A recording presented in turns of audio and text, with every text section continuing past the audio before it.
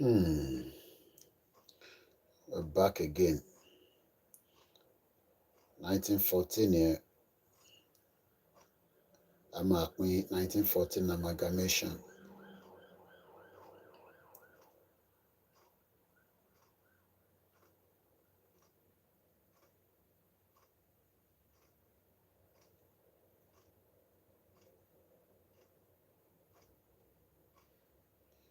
Okay, we'll balance and see again.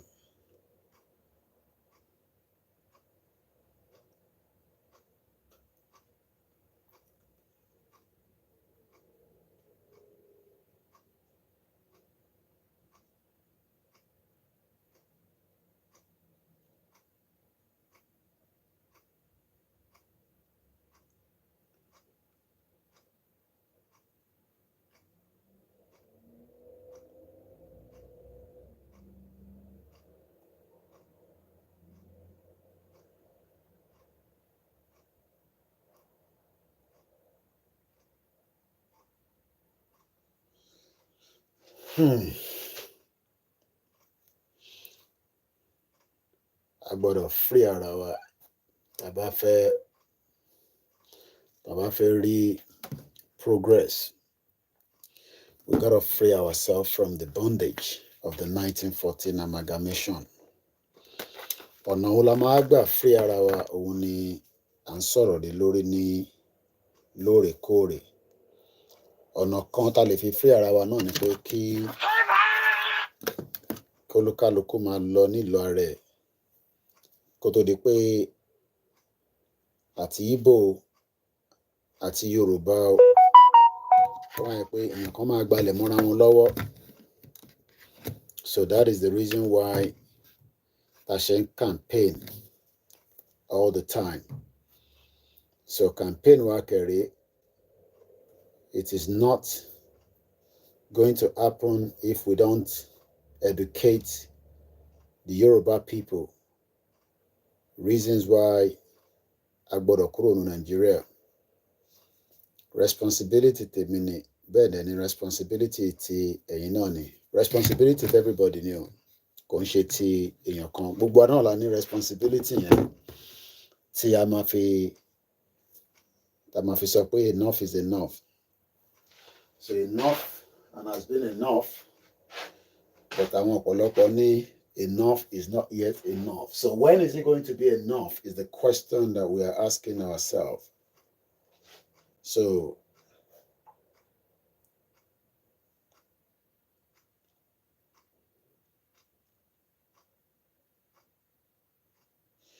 mo kí gbogbo alẹ́ nǹkan sí pé a tún káàbọ̀ sórí ètò gbogbo wa tí a máa fi ń lára wa lóye. Orí ètò tí bíbà là ń pè ní self-determination.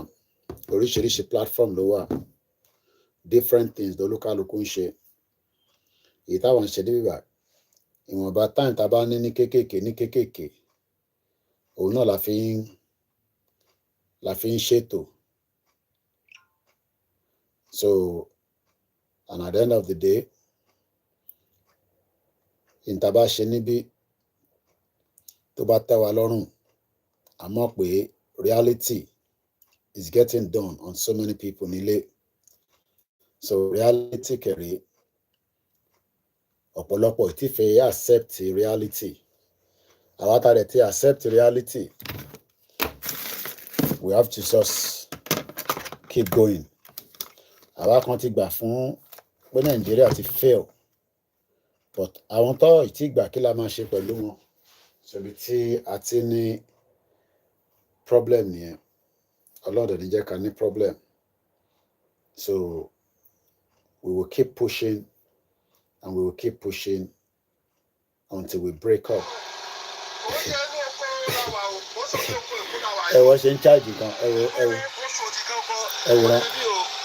wọ́n ṣe send ilé síbi ni rí wọn.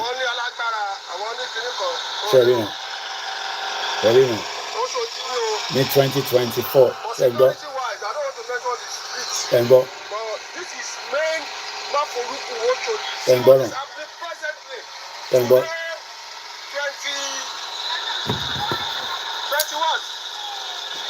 Yeah, you know. 22 ṣe gbọ́. Máfolúkú Oṣòdì.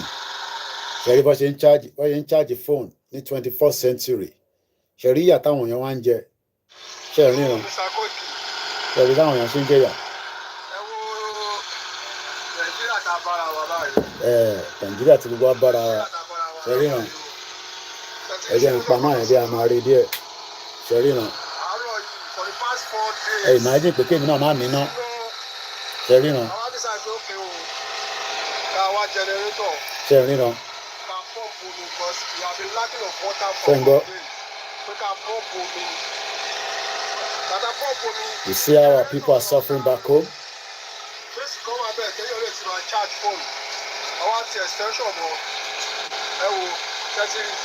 Ṣẹ̀rí náà. Bàbá àwọn yẹn dá fóònù jọ. Ṣẹ̀rí náà. Nigeria is not a country. Kò ń ṣe country. Ọmọdé ṣé di bẹ́ẹ̀ bẹ̀rẹ̀. Tinubu wà lẹ́kọ̀ọ́ kò síná lẹ́kọ̀ọ́. Ṣé ń ríran? Ẹ má bínú ẹ̀ka lórí TikTok mo mọ̀ bí ẹ̀rí dáadáa. Tá a bá ń sọ fún yín, imagine kémi náà wà nínú darkness kí wọ́n máa lo iná mobile phone. Imagine tó bá yẹ pé iná torchlight ni mo fi ń dáná ní kitchen kí wọ́n máa ṣe báyìí kí máa ṣe báyìí ní 21st century.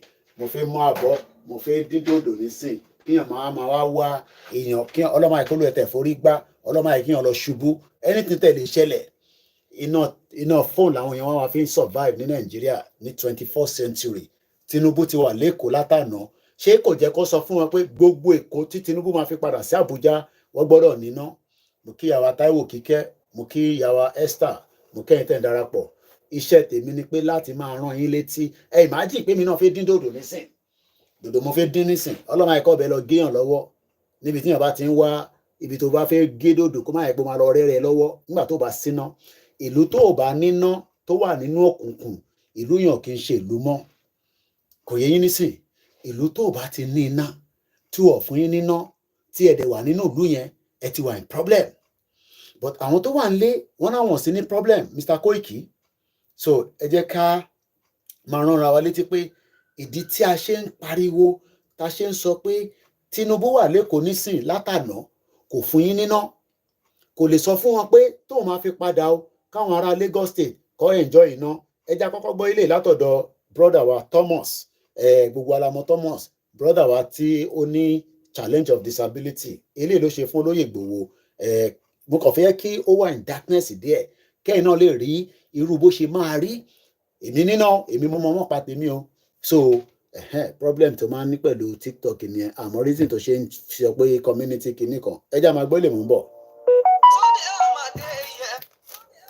Irọ́ ìṣòro yá gbóhùn sókè.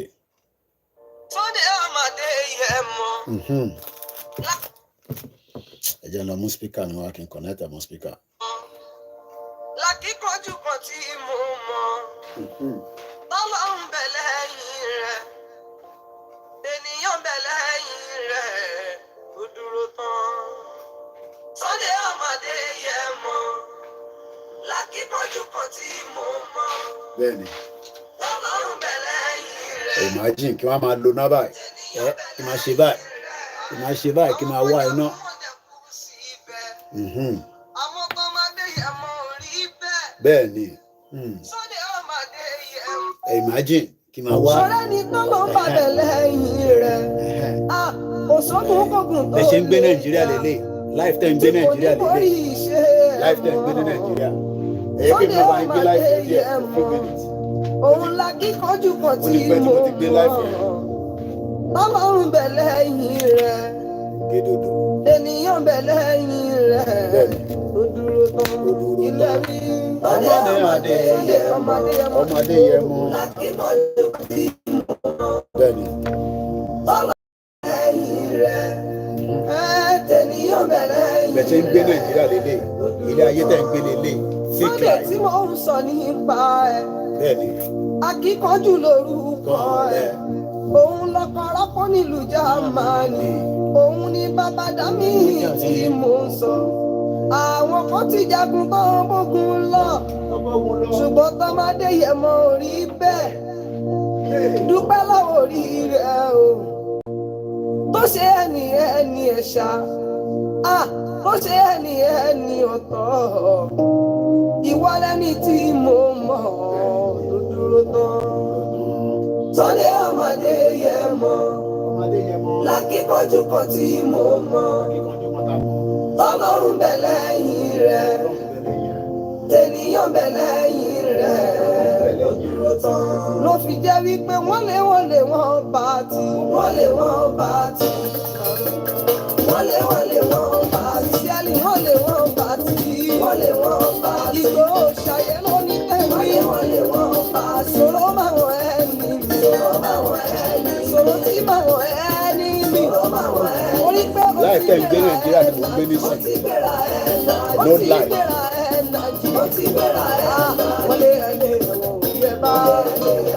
Ìyàtẹ̀ ń jẹ́ Nàìjíríà lẹ́dẹ̀ darkness lẹ́wà ó ṣáà wọ́n lé wọ́n rí bá Christmas gift ti wá lélẹ̀.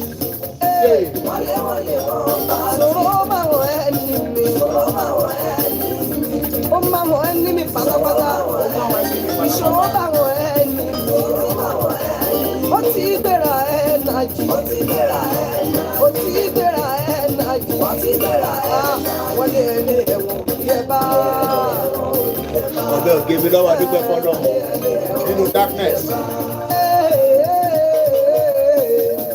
Ìgbòho sáré bá ẹ délé àwọn bàbá rẹ̀ ṣebí wọn lọ́mọ alábẹ́rẹ́ mẹ́ta ọ̀kọ́kọ́ ọ̀kọ́tẹ̀ ẹlẹ́kẹtẹ̀ ẹ̀wẹ̀ la fi ránṣọ Sunday Igboho ṣàfihàn láìpẹ́ ń gbé Nàìjíríà lélẹ̀ no light darkness àbí méjì nínú Igboho àbáfi kan bọ̀ kó sí àbádẹ́fì kejì rẹ̀ bọ́ sàn ọ̀yà àbáwọ̀ ẹ̀sùn lẹ́rù pípẹ́rù gbogbo ní sanwó ẹ̀sìn nínú bàbá tiẹ̀. orí náà yẹ ọmọ ló yẹ ká máa pè é Sunday. Sunday. ọ̀pọ̀lọpọ̀ nínú Jámánì ní Sunday. àbádá mi lọ́la ni wọ́n máa pè é òṣè. orí náà yẹ ọmọ ló yẹ ká máa pè é. ọba tó ní ìrìn mo rí ẹni tí ó wọ dákun má ṣe kọ́ bẹ̀rẹ̀ gan. ọlọ́run tó dá Yorùbá ní fi ẹ́ sílẹ̀. dákun sá máa bá ṣẹ̀rẹ̀ lọ. ọmọ Táíwò ní kí appreciate ẹ. ìmọ̀lẹ̀ Yorùbá pátápátá fún gbogbo àpọ̀nà. owó dákun má kọ́ bẹ̀rẹ̀ gan. máa bá ṣẹ̀rẹ̀ lọ. ẹ ká tó paná ẹ padà láìpẹ́ ń gbé Nàìjíríà lèmi náà ń gbé nísìn. bẹ́ẹ̀ ṣe ń gbé Nàìjíríà lélẹ̀ lifetime gbé Nàìjíríà lélẹ̀ for 63 years Tinubu wà lẹ́kọ̀ọ́ nísìn látàná ni Tinubu ti dẹ́kọ̀ọ́ wọ̀ fún yín níná Jagaban kò fún yín níná òun wà ní body lawn. How can Lagos doesn't have light?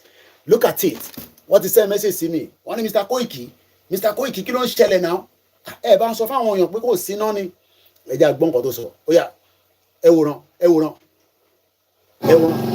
ó ṣe inú oko làwà o ó sọ ní oko. ẹ jẹ́ ń yọ náà tèmi kúrò ẹ jẹ́ ń yọ náà ìkúrò torchlight tèmi ẹ jẹ́ ń yọ torchlight ó yá kí ló sọ.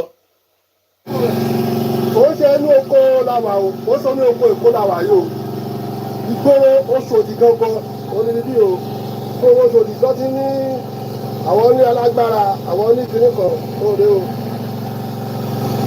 Oṣòdì ní o. For security wise, I don't want to mention the street. But this is main, not for Luku Oshodi. See what is happening presently. Today, 20 what? 22nd. Today is 2023. Baby. Live in Mapoluku Oshodi. Oshodi. Kò síná lóṣòdì. Ó yá, the second one. Ó yá. Hello, Mr. Koiki. Very no. Ẹ wo Nàìjíríà tá a bára wa báyìí. Nàìjíríà òṣì. Nàìjíríà òfò. Nàìjíríà tá a bára wa báyìí o. Nàìjíríà òfò. Tẹ̀sí situation kan tó ṣẹlẹ̀ báyìí. Situation room. Very no. Àárọ̀ yìí for the past 4 days. 4 days no lie. Síná. Tinubu yẹ wà lẹ́kọ̀ọ́. Àwọn abisa tó pe o. Power generator. Can pump omi because we have been lacking of water for some days. We can pump omi. Can you imagine? Tata pump omi. The generator ọ̀tá lò. Fèsì kan wà bẹ́ẹ̀ tẹ́yẹ̀ lè ti máa charge phone. Àwa ti extension bọ̀. Ẹ wo ṣẹ́tìrì. Ẹ wo adúgbò báyọ̀ ṣe dá fóònù jọ. Ṣẹ́tìrì báyọ̀ ṣe dá fóònù jọ. À sọ fún wọn o. I mean, Nigeria is not a country. It's not a But country. they insisted that ẹ jẹ́ kọ́ ọmọ wa ṣe. Ọmọ wa ló lè ṣe. Ọmọ wa ti wà lẹ́kọ̀ọ́ látàná o. Tinubu ti wà lẹ́kọ̀ọ́ látàrí. Orí kankan ṣe o. Orí kankan ṣe. Ìṣàkó ìfìdí ẹ̀rí láì. Mo ti rí. This is Nigeria we want. They want to. This is what they want. At the age of 45 years. At the age of 45, àwọn yẹn ṣì wà nínú ilé. Ẹ jẹ́ kémi náà mọ òdòdó tí mò ń dín kó má lọ jóná. Óyá, ọmọ Adéyẹmọ, ẹjẹ́ àtúgbọ́ ọmọ Adéyẹmọ Ìgbòho Òòṣà. Óyá, ẹjẹ́ àtújọ gbọ́ ọmọ Adéyẹmọ. Ẹ ṣé gan yín tẹ́ ń gbọ́ wa. Óyá, ìbọn ni brọ́dà mi wà lẹ́ǹkan. Óyá, òun dà, ìmọ́lẹ̀ Yorùbá. Thomas, àṣírí. Óyá. Sunday ọmọ Adéyẹmọ. Ọmọ Adéyẹmọ. Lákíkanjú kan tí mo mọ̀. Akíkanjú kan tá a mọ̀. Ọlọ́run bẹ lẹ́yìn rẹ̀. Ọmọ aráyíkárí mọ. Ènìyàn bẹ lẹ́yìn rẹ̀. Ènìyàn ń bẹ lẹ́yìn ẹ̀. Ó dúró tán. Sunday ọmọ Adéyẹmọ. Yéè. Lákíkanjú kan tí mo mọ̀. Akíkanjú kan tá a mọ̀. Ọlọ́run bẹ lẹ́yìn rẹ̀. Ọlọ́run bẹ lẹ́yìn rẹ̀. Ènìyàn bẹ lẹ́yìn rẹ̀. Àwọn kan jagun wọn dẹ̀ kú síbẹ̀. Kú síbẹ̀. Àmọ́ kan máa Adéyẹmọ ò rí bẹ́ẹ̀. Ọlọ́run jẹ́ kó tó ẹ̀ rí bẹ́ẹ̀. Sunday ọmọ Adéyẹmọ. Ọmọ Adéyẹmọ. Ṣọ̀rẹ́ ni tán ló ń bàbẹ̀ lẹ́yìn rẹ̀. Ẹnìkan lọ máa bẹ lẹ́yìn ẹ̀. Kò sógun kógun tó lè jà. Ẹ máa gbìyànjú ní. Tí kò ní borí iṣẹ́ ẹ mọ́. Ọmọ Adéyẹmọ. Sunday ọmọ Adéyẹmọ. Ọmọ Adéyẹmọ. Òun la kíkanjú kan tí mo mọ̀. Akíkanjú kan tá a mọ̀. Ọlọ́run bẹ lẹ́yìn rẹ̀. Ọlọ́run bẹ lẹ́yìn rẹ̀. Ènìyàn bẹ lẹ́yìn rẹ̀. Mo dúró tán ilé rí. Ọmọ jẹ́ kèmí tán náà, mi ò ríran. Ọlọ́run àìkójú yẹn lọ fọ́. Nítorí ẹ bá ti náà fi ń ṣe bí ti Nàìjíríà. Ojú yẹn kọ́ máa fọ́ dànù. Ènìyàn bẹ lẹ́yìn rẹ̀. Mo dúró tán. Sunday tí mò ń sọ nípa ẹ̀. Akíkanjú lorúkọ ẹ̀. Òun lọ́pọ̀lọpọ̀ nílùú Jámánì. Òun ni bàbá Dámì tí mò ń sọ. Àwọn kan ti jagun tán bógun lọ. Ọgbógun lọ. Ṣùgbọ́n tọ́mọ Adéyẹmọ ò rí bẹ́ẹ̀. Ọmọ Adéyẹmọ ò ní rí bẹ́ẹ̀ láíláí. Dúpẹ́ lọ́wọ́ orí rẹ̀ o. Ọmọ Adéyẹmọ. Tó ṣe ẹni ẹ̀ṣà. Ṣé wàá jẹ́ dòdò? Tó ṣe ẹni ọ̀tọ̀. Ìwọ lẹni tí mo mọ̀ tó dúró tán. Sunday ọmọ Adéyẹmọ. Lákíkanjú kan tí mo mọ̀. Akíkanjú kan tá a mọ̀. Ọlọ́run bẹ lẹ́yìn rẹ̀. Ó dúró tán. Ènìyàn bẹ lẹ́yìn rẹ̀. Ó dúró tán. Ló fi jẹ́ wípé wọ́n lé wọ́n bá ti. Wọ́n lé bá ti. Wọ́n lé bá ti. Ṣẹ́lì wọ́n lé bá ti. Wọ́n lé bá ti. Ìgbòho ṣàyẹ̀ lónìí ẹ̀mí. Wọ́n lé bá ti. Sọ̀rọ̀ bá wọn ẹni mi. Sọ̀rọ̀ bá wọn ẹni mi. Sọ̀rọ̀ tí bá wọn ẹni mi. Sọ̀rọ̀ bá wọn ẹni mi. Orí pé o ti gbéra ẹ̀ nàjú. O ti gbéra ẹ̀ nàjú. O ti gbéra ẹ̀ nàjú. O ti gbéra ẹ̀ nàjú. Wọ́n lé ẹni ẹ̀wọ̀n òbí ẹ̀ bá. Ilé rí. Wọ́n lé ẹni ẹ̀wọ̀n òbí ẹ̀ bá. Àmì wọ́n lé bá ti. Wọ́n lé bá ti. Wọ́n lé bá ti. Sọ̀rọ̀ bá wọn ẹni mi. Sọ̀rọ̀ bá wọn ẹni mi. Ó má wọn ẹni mi pátápátá. Ìṣòro bá wọn ẹni mi. Sọ̀rọ̀ bá wọn ẹni mi. Ó ti gbéra ẹ̀ nàjú. Ó ti gbéra ẹ̀ nàjú. Ó ti gbéra ẹ̀ nàjú. Ó ti gbéra ẹ̀ nàjú. Wọ́n lé ẹni ẹ̀wọ̀n òbí ẹ̀ bá.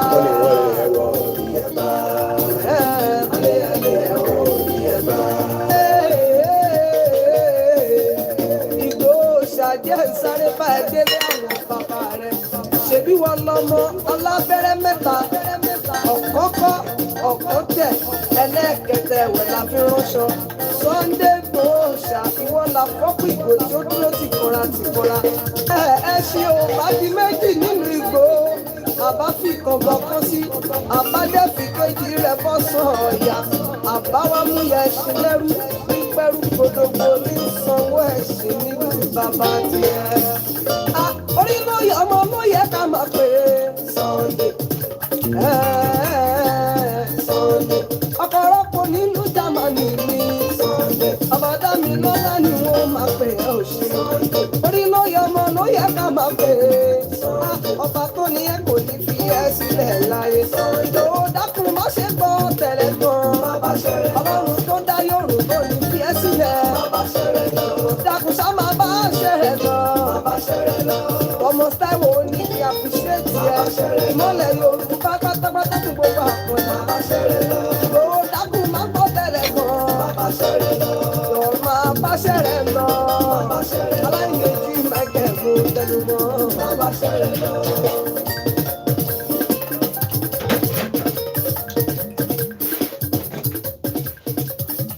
Bára yìí ṣe Christmas ẹ̀yin tẹ́ wà ń lé wọ́n ní Tinubu wà lẹ́kọ̀ọ́ ẹni tó bá fẹ́ pè the line ẹ jẹ́ ká open phone line ẹ jẹ́ kí n tẹ̀ gbọ́n àwọn èèyàn díẹ̀ nírọ̀lẹ́ +44 74 04 40 5917 WhatsApp call only 44 UK code +44 that is the UK code not +234 234 Nigeria ló ní ìlú òṣì òye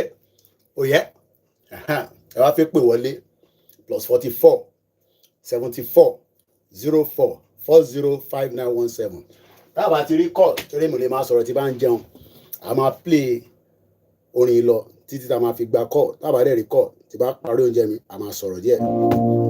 Sunday ọmọdé yẹ mọ́ lákìkanjú kan tí mo mọ̀ tọ́lọ́run bẹ̀ lẹ́yìn rẹ̀. Mo kẹ́ Clement. Ènìyàn bẹ̀ lẹ́yìn rẹ̀ ló dúró tán.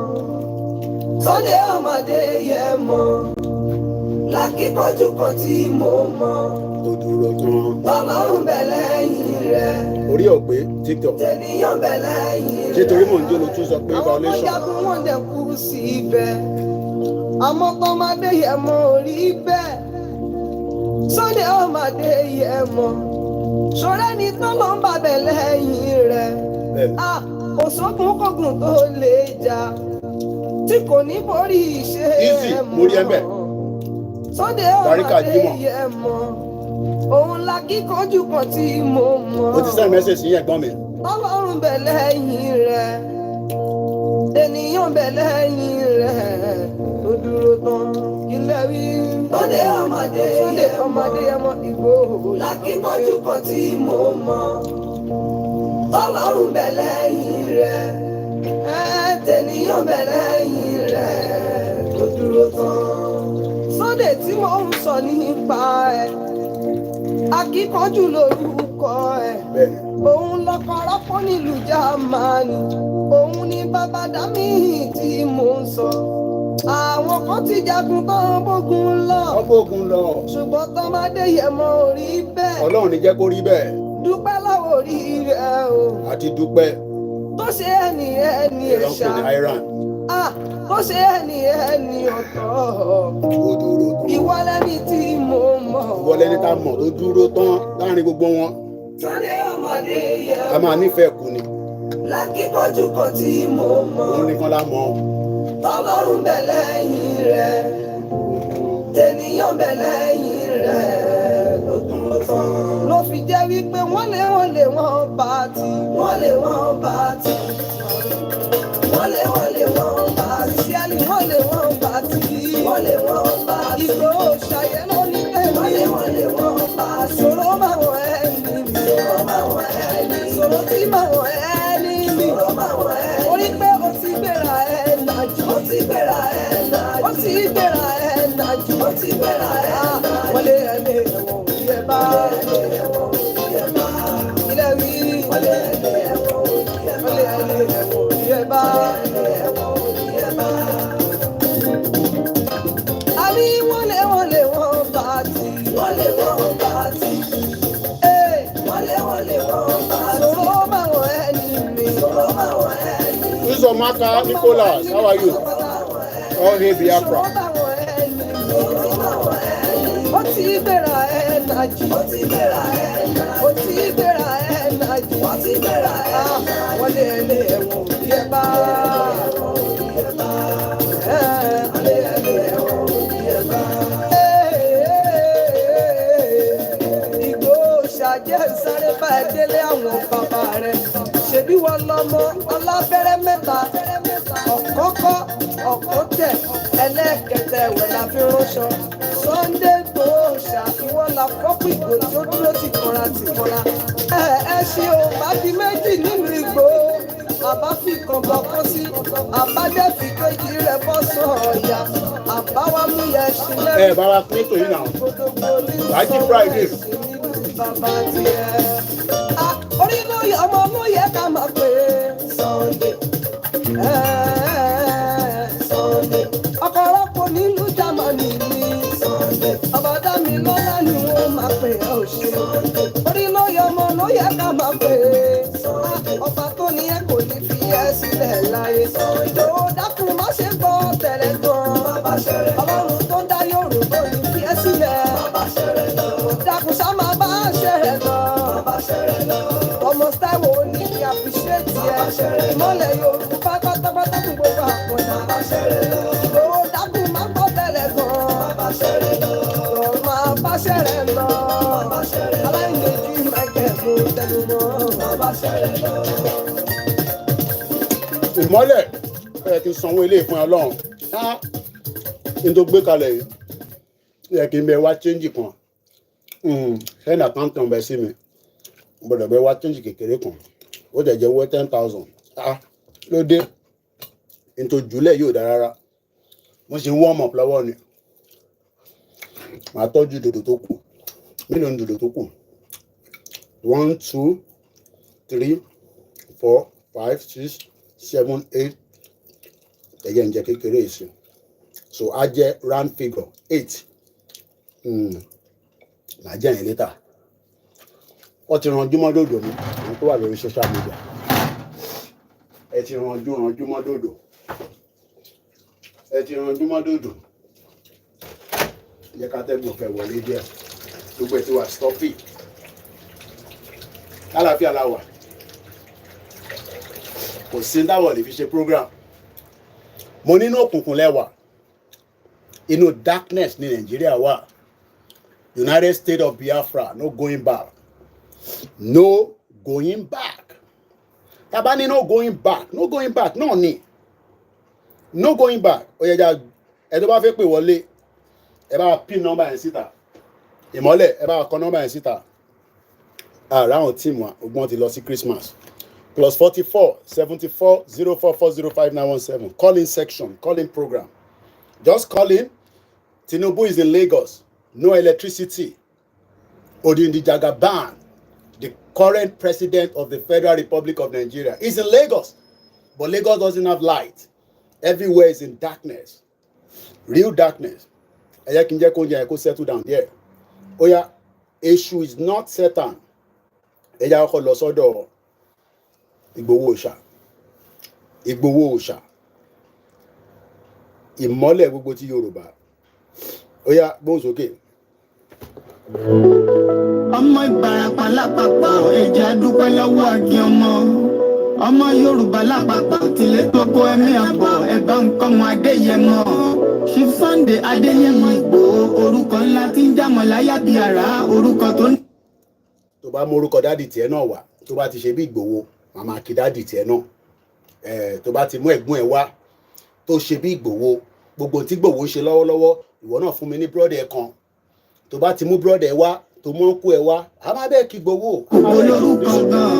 a máa bẹ́ẹ̀ kí bàbá ẹ a bẹ́ẹ̀ kí àǹtí ẹ but for now akíkanjú ilẹ̀ Yorùbá lélẹ̀ gbóhùn sókè. ọmọ Yorùbá ẹ má sùn o torí pé bùrà a kò lè fojú kégbodò láyé títa ríro lè dá nǹkan ìlà wúrà tó máa dán alànà kọjá dandan o ọ̀wọ́n irin ní má bẹ̀rẹ̀ wọ̀nà ẹ̀dá kan lè ṣì wá lọ́nà mọ́ ẹjẹ́ àfìmọ̀ṣọ kan ká lè débi re ẹjẹ́ àjọ gbárùkù ti Sunday Ìgbòho ṣá ọmọ Ìgbòho mọ̀rẹ́ nílùú Alágbàdo Òde ọmọ atagbẹ́tẹ́ wọnú omi ọmọ gèdèlè wodò sànyà ìsànyà ò rẹ́ràn bàbá yín láàrin ìdí omi kò sì náà ń kán sí yín lẹ́nu ọmọ òkúta mẹ́ta òkè Ìgbòho ìkan ń ṣe yín ní dábọ̀dàbọ̀ ìkan ní mọ́ rọra ìkan tó tó kù nígbà tí wọ́n mọ̀ gbòó mọ̀ rẹ kí ló dé gbòó mọ̀ rẹ sí ọmọ òpópó sanran ìgbàgede gbòó sùn wọn láláìsí bẹ̀rẹ̀ wọ́n ní kó ní bẹ̀rẹ̀ ó máa kó bẹ̀rẹ̀ lọ ẹ̀sìn òní bímọ méjì ní gbòó mọ̀ rẹ bẹ́sìn bá bímọ méjì ní gbòó áfíkọ̀ pọ̀pọ̀ sí amúkan yòókù gọ sànyà àtúmúyà rẹ̀ tí ò lọ́rọ̀ ọgbọ́ àfiṣẹ́rù wálé wàràmùjé ọmọ onílé ọ̀la àwọn àjòjì tó ṣe tọ́láwọn oníbomi kó símú wọ́n láwọn oníbomi sànyà wẹ́sẹ̀ ìgbà tójú kò fìrí ń kọ́ gbogbo wọn náà sáré bomi kó símú wọ́n sì bomi sànyà wẹ́sẹ̀ ọmọ abẹ́rẹ́ mẹ́ta òde ayé ọ̀kan ṣẹ́ ọ̀kan tẹ̀ ọ̀kan tó kù ní gbogbo ayé tí ń ránṣọ kiri gbogbo ọmọ Yorùbá Sunday Igboho onírèlẹ̀ láéláé torí àbá lásán nìkan ń dá òkúta òṣègbè fún wọn o ìmọ̀ràn lásán ni ti balùwẹ̀ kò pọ́sibú kó dòdò láyé ń bí ó kún díẹ̀ kí tọ́ domi láéláé ìtọ́ nílé domi Sunday Igboho arógun má ti di tó jà fẹ́tọ̀ Yorùbá ní tilé tó kó. ẹja gbọ́dọ̀ kọ́ sí. ọmọ Ìbàràpá lápapọ̀ ẹja dúpẹ́ lọ́wọ́ àkí ọmọ Yorùbá lápapọ̀ tilé tó kó ẹ̀mí àbọ̀ ẹ̀bá nǹkan mọ Adéyẹmọ Chief Sunday Adéyẹmọ Igboho orúkọ ńlá tí ń jámọ̀ láyà bí ara orúkọ tó ń dẹrù bó lórúkọ gan-an ọmọ Yorùbá ẹ má sùn o torí pé bùrà a kò lè fojú kégbodò láyé títa ríro lẹ̀dá ńkọlà wúrà tó máa dán àlànà kọjá dandan o ọ̀wọ́n irin ní má bẹ̀rẹ̀ wọ̀nà ẹ̀dá kan ò lè ṣì wá lọ́nà mọ́ ẹjẹ́ àfìmọ̀ṣọ kan ká lè débi re ẹ̀já jọ gbárùkù ti Sunday Igboho ṣá ọmọ Igboho mọ̀rẹ́ nílùú Alágbàdo Òde ọmọ atagbẹ̀tẹ̀ wọnú omi ọmọ gèdè wodò sànyà ìsànyà òrẹ́ràn bàbá yín láàrin ìdí omi kò sí náà ń kán sí yín lẹ́nu ọmọ òkúta mẹ́ta òkè Igboho ìkan ṣe yín ní dábọ̀dàbọ̀ ìkan ní mọ́ rọra ìkan tó kù nígbà tí wọ́n mọ̀ Igboho mọ̀ rẹ kí ló dé Igboho mọ̀ rẹ sí ọmọ òpópó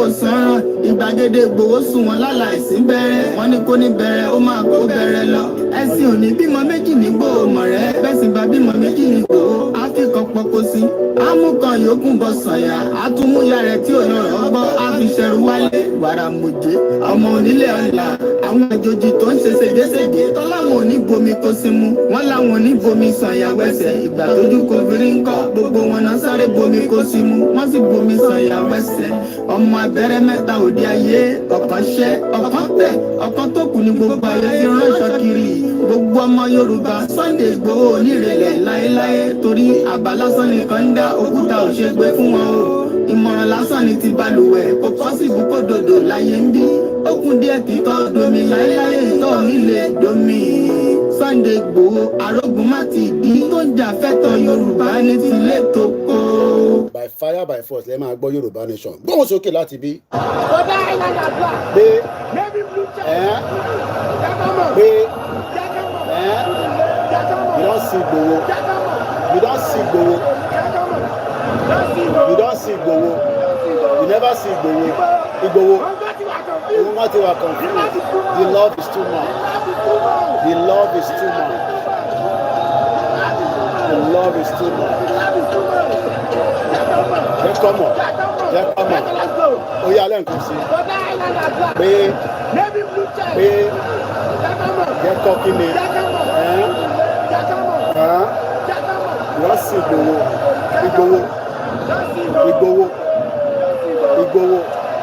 Igboho òun wọ́n ti wà confused the love is too much the love is just too much jẹ́ kọ́mọ̀.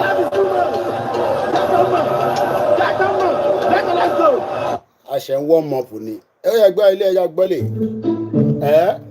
pé ẹ̀yin rẹ̀ bá ẹ̀dá mi o ẹ̀rẹ̀ sá o ẹ̀yin mọ̀mọ̀ pé ẹ̀ mọ̀ mí èmi ní èsì mọ̀ yín èmi tá à ń gbọ́ ìwọ̀n èsì pásítọ̀ o mo sì sáfà àmọ́ mo lẹ́bùn ràn. ìdè wọn ebi ló ń pa bàbá ẹ̀ nobody dey see anything anymore ebi ló ń pa everybody báyìí because Nigeria economy is going down. Nigeria economy is going ka. Tinubu dey for Lagos ka. There's no light. So this man come say òun ríran bàbá ibi ló ń pa. mi ṣe bọ̀ látọ̀ ọ̀kan tí mo wò yín làmú mi rí i pé kí ni èèyàn mélòó ló ríran ìmọ́lẹ̀ Yorùbá okúṣẹ́ takuntakun pé kí ni nobody ò ríran kankan irọ́ ló wà níbẹ̀ ebi ni tẹ́bí bá pààyàn oríṣiríṣi ìran ló máa rí ní 2023 bó ṣe ń kásẹ̀ lọ yìí ebi oríṣiríṣi a máa pa àwọn èèyàn nílé sórí èyí tí mo jẹ kù mo gbé síbẹ̀ yẹn lórí dòdò tó kù lélẹ̀ báyìí pé kí ni ó rí nothing ebi ló ń pa everybody báyìí Nigeria economy is going down ẹ mọ̀ pé report máa ń dọ́dọ̀ tiwa lójoojúmọ́ ìyá mi kan ṣe pè mí ní wọ́n ní Mr. Koiki wọ́n ní ẹ máa báṣẹ́ lọ ó dà pé àwọn èèyàn ti ń gbọ́ Yorùbá Nation dáadáa mo ní ẹ̀ mọ́mì wọ́n ní wọ́n wí káwọn ṣẹ̀ dé padà sí mọ̀nísọ̀lù tó lọ tó ti dé sí padà mo ní wọ́n ní Mr. Koiki ẹ máa báṣẹ́ yẹn lọ o mo ní rìlì mọ́mì wọ́n ní bẹ́ẹ̀ ni wọ́n náà ṣẹ̀ dé ni she just got back from Nigeria in less than a week so she was giving me the report wọ́n ní gbogbo lẹ̀ Yorùbá pátá làwọn ọmọ Ìgbò ti rà mo ní bẹ́ẹ̀ ni wọ́n máa rà nígbà táwọn ò lówó lọ́wọ́ àwọn náà ní agenda but agenda tí wọ́n ní pé táwa bá sùn wàá gbalẹ̀ mọ́ yín lọ́wọ́ àbí bẹ́ẹ̀ kọ́ so àwa náà gbọ́dọ̀ sùn wọ́n ní Mr. Koiki wọ́n náà ọmọ Ìgbò yẹn ti rẹ́ everywhere mo ní gbogbo ilẹ̀ àwọn náà máa ń gbọ́ report yẹn máa ń lórí desk mi wọ́n ní gbogbo àdúgbò àwọn ọmọ oníṣọ́ àdúgbò wọn náà ti rà everywhere mo ní wọ́n ti rà everywhere mo ní gbà kí ló wá ṣẹlẹ̀ kí ló dé táwọn tiwa tó ń tà ṣé kò sówó ni wọ́n náà tiwa ń jápa ni everybody di jápa Yorùbá ń jápa wọ́n ra ilẹ̀ wọn wá lọ́wọ́ tó bá yẹ everybody máa ṣe kí ni a máa wake up we are all in danger we are all suspicious of each other we are like nbọ oya má sọ̀rọ̀ lọ we are like this we are looking everywhere. ẹni ìgbé kí ni ọmọ ebi ló ń parí èmi náà ti ìgbà kan èmi náà láìpẹ́ yìí nǹkan tí mo ní ọ̀sán dábìí pé wọ́n bẹ̀rẹ̀ nígbẹ́ ní fort ó dẹ̀ padà ní jẹ́ pa.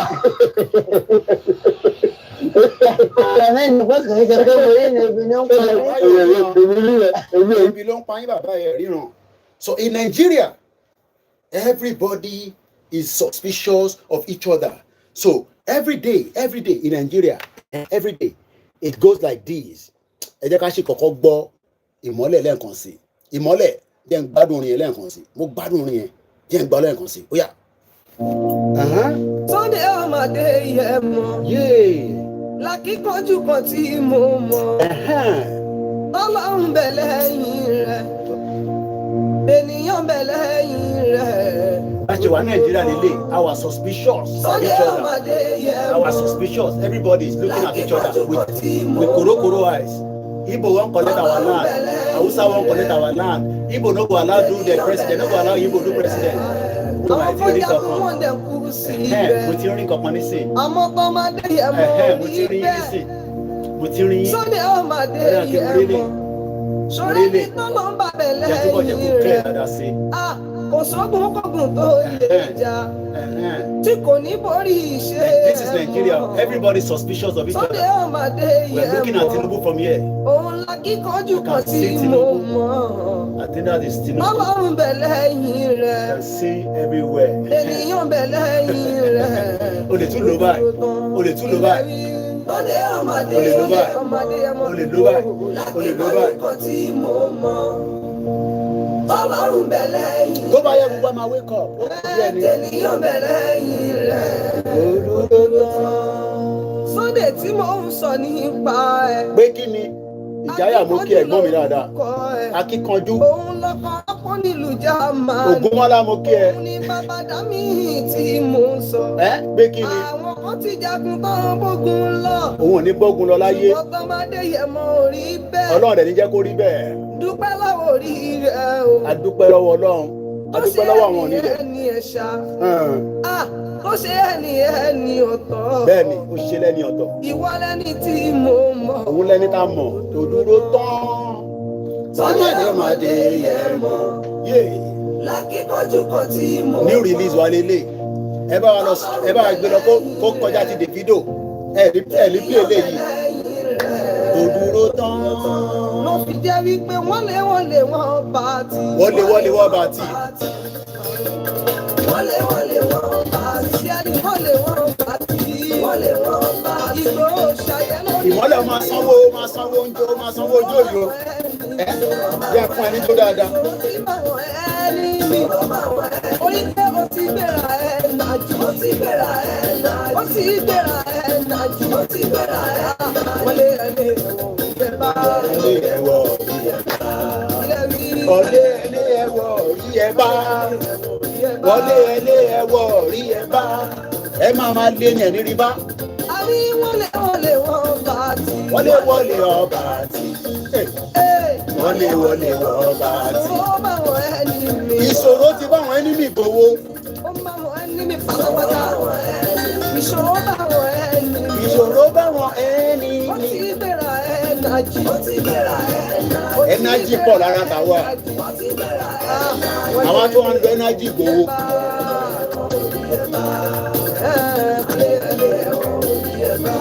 Yoruba nation òun nìkan ló lè gbà wálẹ̀. Ìgbó ṣàjẹ́ sáré bá ẹ délé àwọn bàbá. Ó yá gbóhùn sókè. Ìwọ lọmọ alábẹ́rẹ́ mẹ́ta, ọ̀kọ́kọ́, ọ̀kọ́tẹ̀, ẹlẹ́gẹ̀dẹ̀. Mo wá Tinubu báyìí, níbo ni Tinubu wà? Sunday Igboho ṣàjẹ́. Àwọn wá Tinubu báyìí, níbo ni Tinubu wà? Wọ́n ló wà lẹ́kọ̀ọ́. Lápapọ̀ ló wà lẹ́kọ̀ọ́. Ẹ ṣe o, bá di méjì nínú Ìgbò. Níbo lápapọ̀ ló wà? Àbá fi kọ̀ǹgọ̀ kan sí, àbájẹ́ fi kejì ilẹ̀ fọ́. Oríṣiríṣi gágẹ́t la nínú ilé wa. Àbá wa mú yẹ ẹṣin lẹ́rú. Bẹ́ẹ̀ni, Merry Christmas ẹ̀gbọ́n mi. Sanwó ẹ̀sìn nínú bàbá tiẹ̀. Orí ọmọ ló yẹ ká máa pè é Sunday. Sunday. Ọkọ̀ rọ́pò nílùú Jámánì ní Sunday. Àbọ̀dá mi lọ́lá ni wọ́n máa pè é òṣè. Àṣewọ́ ọmọ lọ́wọ́ ni. Orí ọmọ ló yẹ ká máa pè é. Ọba tó ní ẹ kò ní fi ẹ sílẹ̀ láyé. Ìdòwò dákun má ṣe gbọ́ tẹ̀lé gan. Má gbọ́ tẹ̀lé gan. Yorùbá yìí fi ẹ sílẹ̀. Dákun sá máa bá ṣẹ̀rẹ̀ lọ. Ọmọ Táíwò ní kí appreciate ẹ. Ìmọ́lẹ̀ Yorùbá pátápátá abáṣẹ lọ. Dákun má gbọ́ tẹ̀lé gan. Má gbọ́ tẹ̀lé gan abáṣẹ lọ. Má ṣẹ̀rẹ̀ lọ. Má báṣẹ lọ. Má báṣẹ lọ. Má báṣẹ lọ. And as we prepare the evening broadcast, àtúgbọ́lé mọ́, ó yá ẹja gbọ́lé.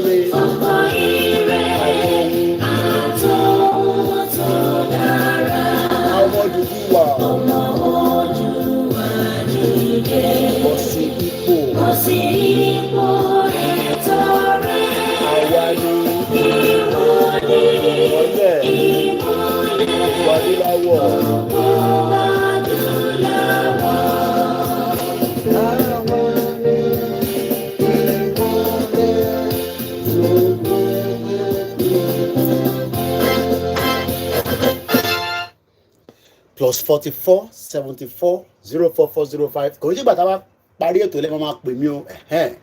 Jẹ́ n ka comment. Clement, my brother, all hail Biafra. Kí ló sọ? Prime Minister, Secretary of State of Yoruba Nation, Chief Dr. Sunday Igboho, Ìmọ́lẹ̀ Yorùbá. Mo kí Mr. Ọlá Káyọ̀dé.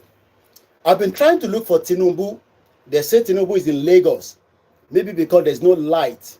I'm trying to do my search beam. I've been looking. I can't find Tinubu. But we know that Tinubu is in Bodilon. Mo kí Princess Omolara. Mo kí Jaya. It's back. Mo kí gbogbo ẹ̀yin tẹ́ ń darapọ̀ mọ́ wa. Ẹ máa wọ́n náà pé kí mo tún fẹ́ sọ lálẹ́ yìí. Ọ̀rọ̀ pọ̀ tá a máa sọ Yorùbá nation làwọn adúró kí ni kọ́ mi. Self-determination. Now, after we left the program, I went back again. The Guardian newspaper of 2017. The Guardian newspaper, 6th of February 2017. Why amalgamation? Let's close the window because of the noise coming. The 1914 amalgamation. How many people know that in the next few days, City Boy, shout out to you, Mr. Olakoyode Igbowosha, Jekomo, Imole Yoruba Worldwide, #1. 200 let him do what Igbowo has done, and we will appreciate you and your dad. For now, we appreciate Igbowosha. How many people know what is called 1914 amalgamation on the thread? Just say yes or no. How many people know what is 1914 amalgamation? Yes or no? Just a straightforward question that needs a straightforward answer. How many people, èèyàn mélòó ló gbọ́ ló mọ ìtàn pè ní 1914 amalgamation? Yes or no? How many people? We're back in the lecture room. Mo wẹ̀ tẹ́ jẹ́ jíwèé wò, ẹ má jíwèé wò. Now come in the lecturer. Because if you don't know, you will be in problem. If you know, you're not in problem. How many people know what is 1914 amalgamation? No answer. Region Nigeria, ebi pa wá o, economy, insecurity, Ila, Igbo, PDP 16 years, failure, APC 9 years, olórí burúkú, blah blah blah, blow blow blow, military coup, Babangida, Abacha, Abdulsalam, tatulo ṣe interim, ìjọba fìdíhẹ́, ìyẹn tí ó dà pé yẹn ti kú nísìn. Hey, governor, oh, ẹ ṣe títì, ebi ń pa wá o. All these problems that I've just mentioned, you can add your own to it. Hey, education, hey, welfare, hey, Majapa, hey, Igbos, Igba, baálé mi ò fún mi lówó ọbẹ̀, hey, oníṣoríire, mọ́tò gbá mi, oya bọ́lẹ̀, ìjà, ìgbìgì. I saw to Father Christmas, they were fighting inside Abuja today. Igba, Igbos, Igba. All these problems that we are all encountering in Nigeria is 1914 amalgamation. That is where the problem started. It is called the fraudulent, Mr. Koiki. They make sure that data is expensive and they deny them electricity. Oh my God. Oh, Mr. Daddy Fab. Nice. Oh yeah. This is what happened in Nigeria today. Oh yeah. Mr. Koiki. Oh yeah.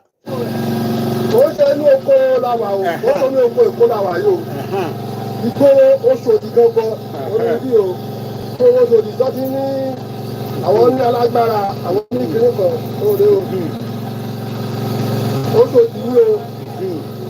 for security wise, I don't want to mention this. Need us to go. But this is main, not for Luku Oshodi. See what is happening presently. Today, 22. 20 what? 22.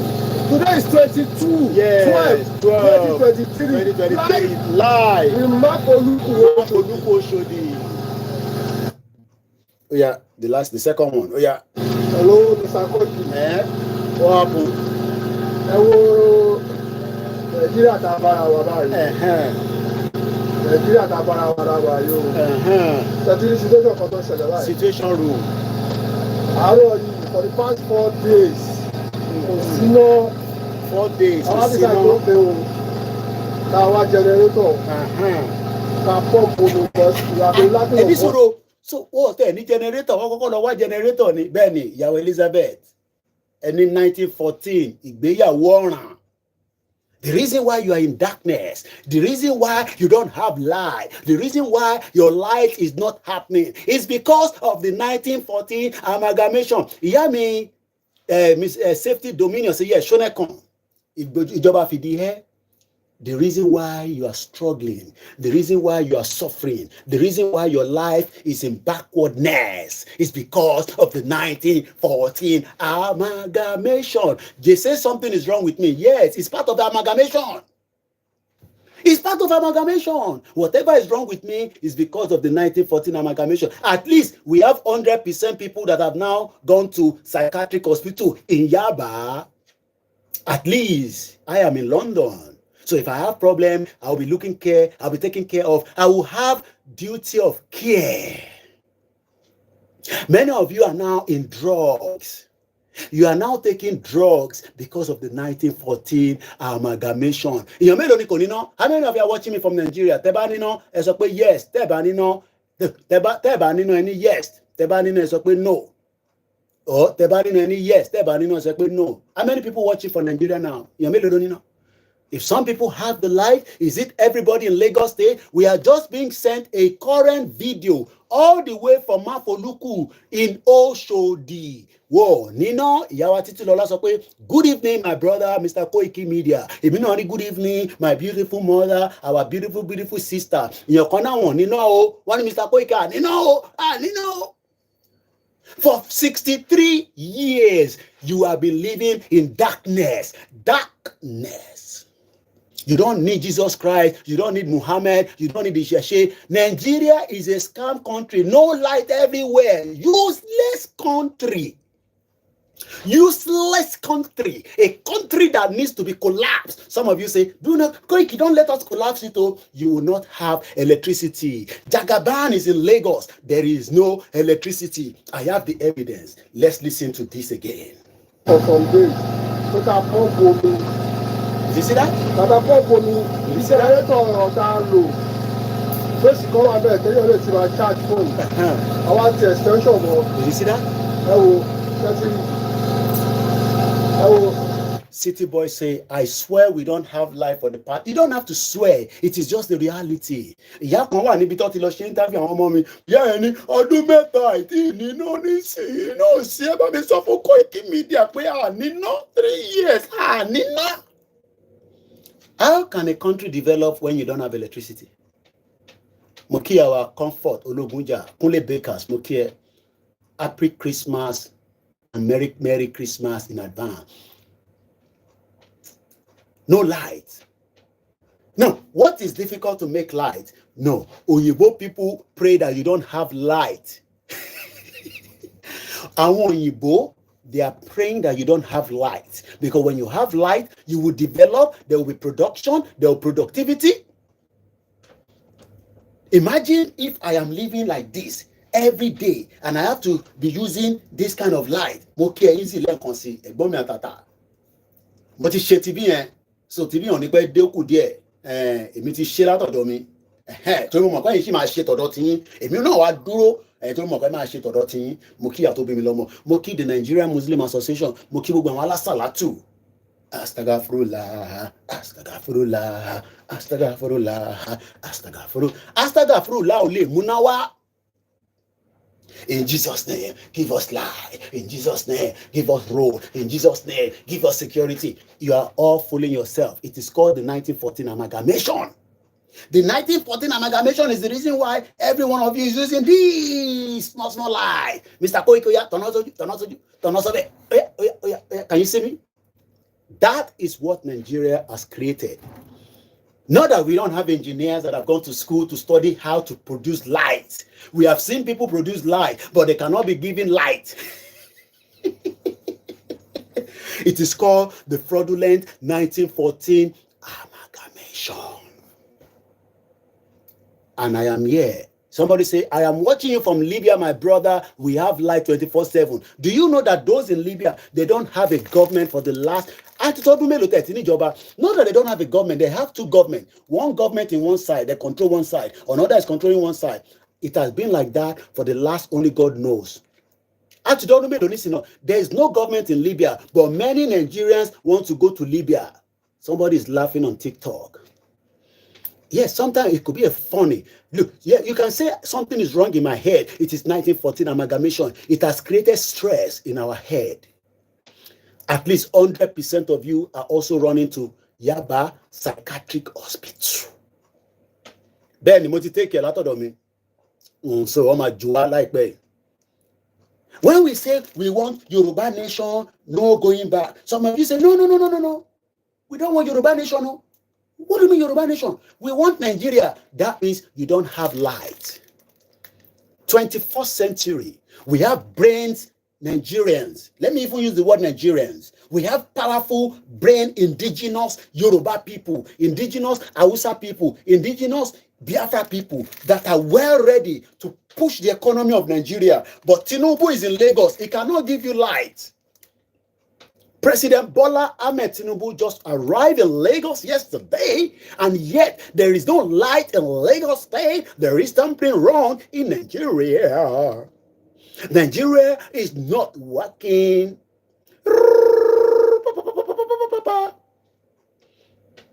You know why? Because we are living in denial. Me, I don't feel comfortable with no light like this. So I'm not in Nigeria.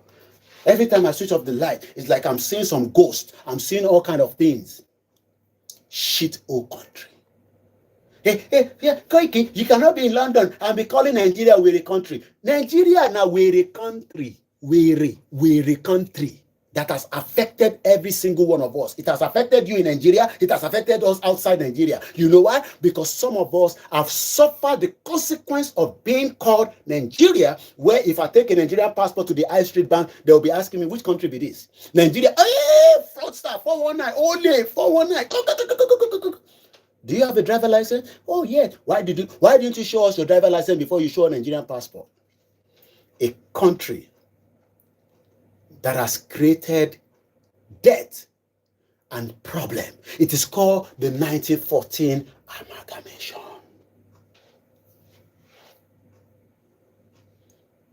You can also call in +44 74 04 405917 and come and defend Nigeria. Hey, Koiki, it's about leadership problem. Oh, it's because we don't have good leaders.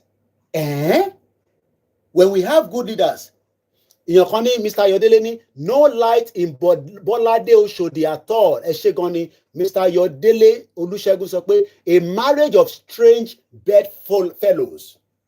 That is the 1914 amalgamation. Triple DRS. Ìlú àwọn òkú. Ọmọ ẹ̀gbọ́n mi mo tẹ bèrè tọ́ta tí mo kọ̀ sáà lọ́ra dòdò yẹn sá. Mo ti jẹ méjì. Èlò ló ń tà ládùúgbò yẹn. Wọ́n náà pa àwọn ilé wọn nípọn díẹ̀. Àtẹ̀mọ́ bí.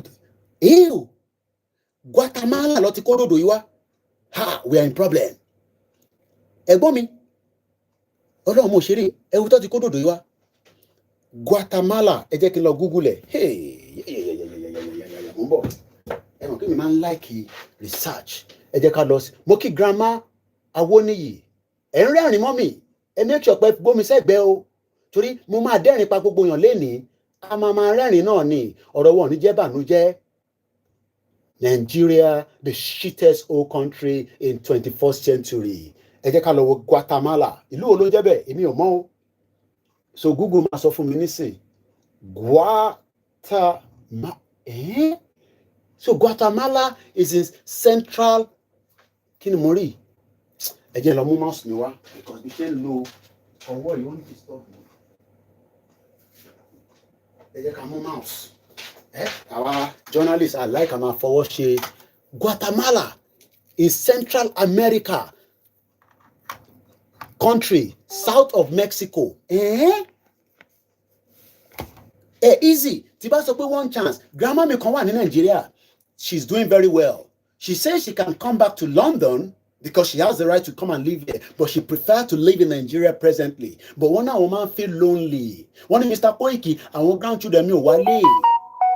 When I feel very lonely, ebi ò pa ìyá yẹn wá okay. I mean, mo ní grandma ànẹ́yẹ máa fún mi lówó sẹ́. Wọ́n ní no, ìwọ kọ́ ló máa sọ fún mi o. Mo ní mo send account number. Grandma lọ sórí page wa wọ́n lọ mú account details mi. Every time she's sending the little that she have, she's very comfortable. Ìjọ kan send message sí mi. Wọ́n ní Mr. Koiki, mo jáde àwọn èèyàn gbọ́ tẹ́ ń sọ wọ́n ṣe fàájì, wọ́n ṣe party, àánú mi wọ́n ń ṣe wọ́n. Àwọn àgbàlagbà ń ṣe àwọn ọ̀dọ́ tó yẹ kó súnmọ́ wa kájọ ṣe kinní yìí, wọ́n ń ṣe fàájì kiri. Oh yes, èmi ò ní kẹ́ má ṣe fàájì.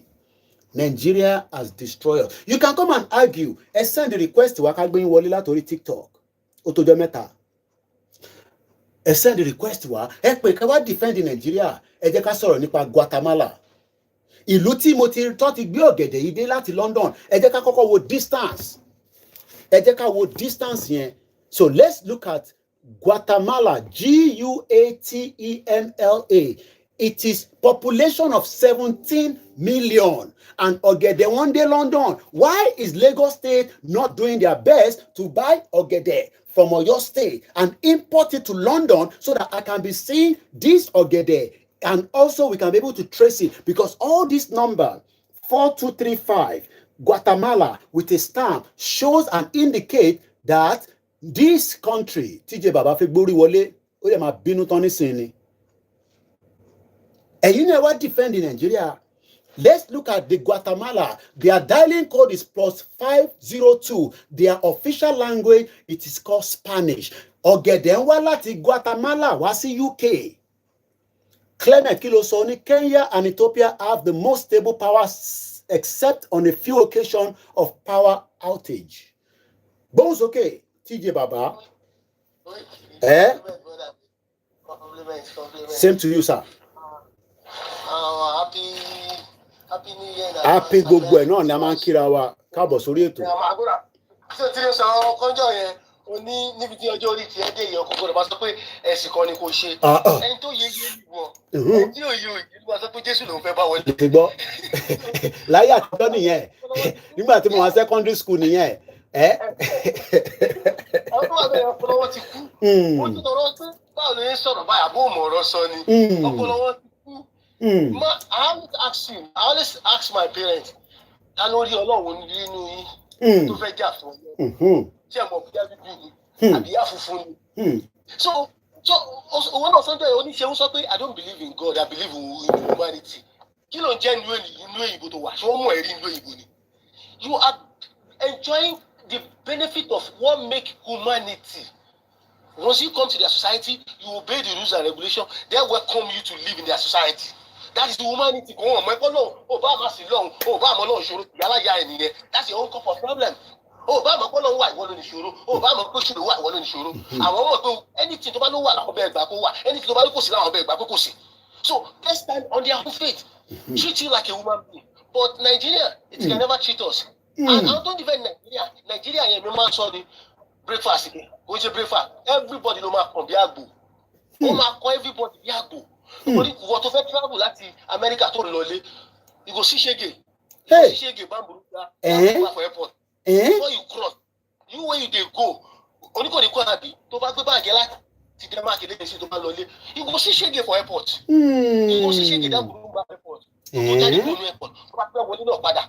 So to bá tún wá rìn lọ nínú street tó ti bí you go see harass from police. Not to talk about àwọn tí ayé wọn ti bàjẹ́ tí àwọn gan gba ìjọba láyé kò bá ayé wọn jẹ́ tó wá sọ́ra the nuisance. Wọ́n ti wá di yes political talk will harass you in Nigeria báwo ni màá sọ pé Tinubu ò dáa nígbà tẹ́ ẹ̀ ṣí e nígbà tí ìwé ìlú tó wà lẹ́gbẹ̀ẹ́ ẹ̀yìn tẹ́ ẹ̀ mọ̀ Tinubu ṣe Èkó láti 1999 láti bẹ̀rẹ̀ democracy ló wà lọ́wọ́ ẹ̀ títí di sìn ó ti win gbogbo àwọn tó náà ń win Nigeria tó Èkó port of Nigeria àwọn olóògbẹ́sẹ̀ lé ó tún wá lọ sórí federal state ẹ wá ní Tinubu fẹ́ ṣe Nigeria ọ̀nà òun ló fẹ́ gbà ṣe. Tinubu was governor in 1999 mo ń bọ̀ kọ́là ẹ jẹ́ kí TJ land dáadáa mo ti rí miss kọyín sir Mr. Ọládèjì ẹni sùúrù ẹ jẹ́ kí n gbọ́ kí TJ land gbóhùn sókè mo ń gbádùn ẹ TJ. tó gúlò tó yìí Tinubu was first governor in democracy in 1999 kí ni Tinubu ṣe sẹ́kọ̀ọ́ àwọn ọmọ ọlọ́mọ bẹ̀rẹ̀ protest nítorí èyìnbó ti wá pé ṣe rí àwa alábàfọwọ́ ara para wa nílùú yẹn èyìnbó máa dá sí o ó dìgbà tó bá di garagbara tó bá di kólíkàlùkù máa sálọ tó tẹ ìbò tó intervene èyìnbó ní intervene rárá nítorí nǹkan tẹ́ ìbò òfin ní intervene àwọn ọmọ yẹn protest ní Lekki toll gate ní 2020 ẹ lọ yìnbọn fún wọn èyìnbó tó gbé rules and regulations wá kò yìnbọn fún àwọn ọmọ ìlú ẹ̀rí tó bá protest èyìnbó fún ara rẹ̀ tó gbé rules and regulations wá èyìnbó bá wáyé pé àwọn lè fi ọ̀bọ lu àwọn fọ́fadà wa ni because nígbà táwọn òyìnbó wá tó migrate wá Africa tó fi wá colonize Africa Africa ò migrate lọ́sọ́dọ̀ wọn wọ́n dẹ̀ bá Africa ti wà ó ti wà develop people wọ́n rí pé yes a lè kọ́kọ́ gba ọ̀gẹ̀dẹ̀ lọ́wọ́ àwọn fọ́fadà wa ṣe nǹkan tó ṣe yẹn ṣùgbọ́n nísìnyí anybody tó bá ń claim pé nàìjíríà máa da ẹ lọ mú déètì jọ́sí nàìjíríà fẹ́ da wa kí ni nàìjíríà yín kó máa da yẹn kí ni nàìjíríà yẹn ń produce torí gbogbo ló ń produce nǹkan kí ni nàìjíríà yín yẹn kí ni kò tẹ́ ń produce epo tẹ ní ẹ lè refine ẹ lọ́dọ̀ yín ẹ máa gbé lọ ọ̀tá ni ata ẹ lè produce ẹ ẹni gi ẹ lè produce ẹni ẹni kó ẹ lè produce ayọ̀ ó yẹ kí wọn nàìjíríà yín yẹn tẹ́ ń kọ́lé yẹn kí ni nǹkan tó ń produce so ọmọ tó pariwo nǹkan mo bá àwọn kan ájì lánàá lórí TikTok náà ni ọmọ ẹ àti ní a lot of problem in our society àti ní àwọn Fúlàní tó ti gbọ́ Yorùbá tó gbọ́ dáadáa gan jà wá lọ. Yeah, they now come outside like okay ẹni Nàìjíríà ọ̀dà ṣèbí Tinubu ló wà bẹ́ẹ̀ sí ṣé ń ṣe èrè ni Tinubu olórí burúkú yìí wò. He was governor in Lagos State 1999. Mo kẹ́ ẹ̀ bá Ọlákúnlé. Kí ni nǹkan tẹ́ ṣe sí gbogbo Èkó? Kí ni development tó bá Èkó? Lagos State kí ni I was born and brought up in Lagos State. Ta ló fẹ́ fọwọ́ lálẹ́ fún mi? Ó lè fọwọ́ lálẹ́ fún mi àjọ máa kọjá lẹ́gbẹ̀ẹ́ ara wa ni. Àjọ nílẹ̀ yìí ni. Àfi tó bá fẹ́ kú ló máa ń fẹ́ fọwọ́ lálẹ́ fún mi àjọ nílẹ̀ yìí ni. So nǹkan tá a sọ tá a bá jà fún ẹ̀tọ́ wa ká ní báwọn ọmọ Ìgbò ṣe ní la ṣe ń ṣe ni ta lè ṣe sí àtọ̀mù ládùúgbò wa ni a máa jáde kúrò níta wáyé ṣùgbọ́n tá a bá ṣe insecurity Nàìjíríà fúnra rẹ̀ ó máa padà wá ṣe fún wa ìgbà tó bẹ̀rẹ̀ máa ṣe fún wa yẹn ó máa bitter jù báyìí lọ ó kàn dùn mí pé àwọn tó jẹ́ youth sí most of them yes ó máa bitter gan àwọn youth sí ọpọlọ wọn ti rá and they don't know most of them I can't really blame them because they don't have history and couldn't they have history when they are growing up in school they could have known who they are. So most of this millennial generation tó ń gbé Nàìjíríà sórí àtàwọn bọ̀dá àgbàyà tó ń ti lẹ́yìn pé Nàìjíríà máa dá for 63 years wọ́n á sí no standard electricity. My brother for ìlú èyí owó ìdè náà ṣé wọ́n lè bí ìjọba British dá kó múná lọ for 72 hours. àfi tó bá jẹ́ pé àfi tí emergency gidi bá wà gidi ló máa kódà ọ̀dẹ̀ mo máa ṣiṣẹ́ round the clock to make sure that they can bring it back up as quickly as possible. Crisis yẹn máa pọ̀ ju nǹkan tó fẹ́ resolve lọ. Bẹ́ẹ̀ni. Torí wọn ò lè fẹ́ kó ṣẹlẹ̀. People are living on oxygen tó jẹ́ náà ni. People Bẹ́ẹ̀ni. You're right. Do you know that Nisuru TJ, do you know that there are some people that are living in their house and they are also treating themselves with some chronic disease? So tí wọ́n bá kúrò lọ́dọ̀ wọn yẹn, they will die within the space of 1 hour. And ìbò tí wọ́n ṣe fúnra wọn pé you can press charge their government tó bá lọ ṣe mistake tí ẹ̀kọ́ ṣe ẹ máa lọ ṣe mistake ẹ máa mú lọ for 72 hours it can never be possible but lọ́dọ̀ tiwa àti ẹ̀ tí ì rí nǹkan kan tá a fẹ́ pè ní inú ọjọ́ kan tá a máa sọ̀rọ̀ 72 hours and then tá a máa wí amani giant of Africa ní Nàìjíríà ọ̀nà ògbólógbà giant náà. Let me before you go, let me give you the statistics because we talk about Guatemala. I didn't know that Ogede Ibe ló ti ń wá. $13.17 million is the total value of fresh or dry United Kingdom import from Guatemala of bananas and plantain, fresh or dry, was total value of 13.17 million during 2022. Do you know that the distance between Guatemala to UK is much longer than bringing it from Nigeria down here? Distance, Lord, you are talking about islands are close to America. It's American territory. Guatemala, Puerto Rico, Dominica, they are all American territory. I can easily travel and go to the So Guatemala, territory America, America don't come through it. Gbogbo nǹkan tá a bá fẹ́ jẹ mi báyìí. Àkótó lè pé ìlú yìí tó bá wọ food store, ó ṣe ìdíbí ìlú òyìnbó ni, ó lè wọ any grocery store. Fresh fruit ló máa bá lójoojúmọ́. Jẹ́ kí kọ́lá yìí sọ̀rọ̀ tó bá ṣì wà round just hold on there thank you so much. Ẹ ló kọ́lá ẹ jẹ́ ká gbọ́ látọ̀dọ̀ yín náà ẹ ṣe fi bá a dá sétò ní sà.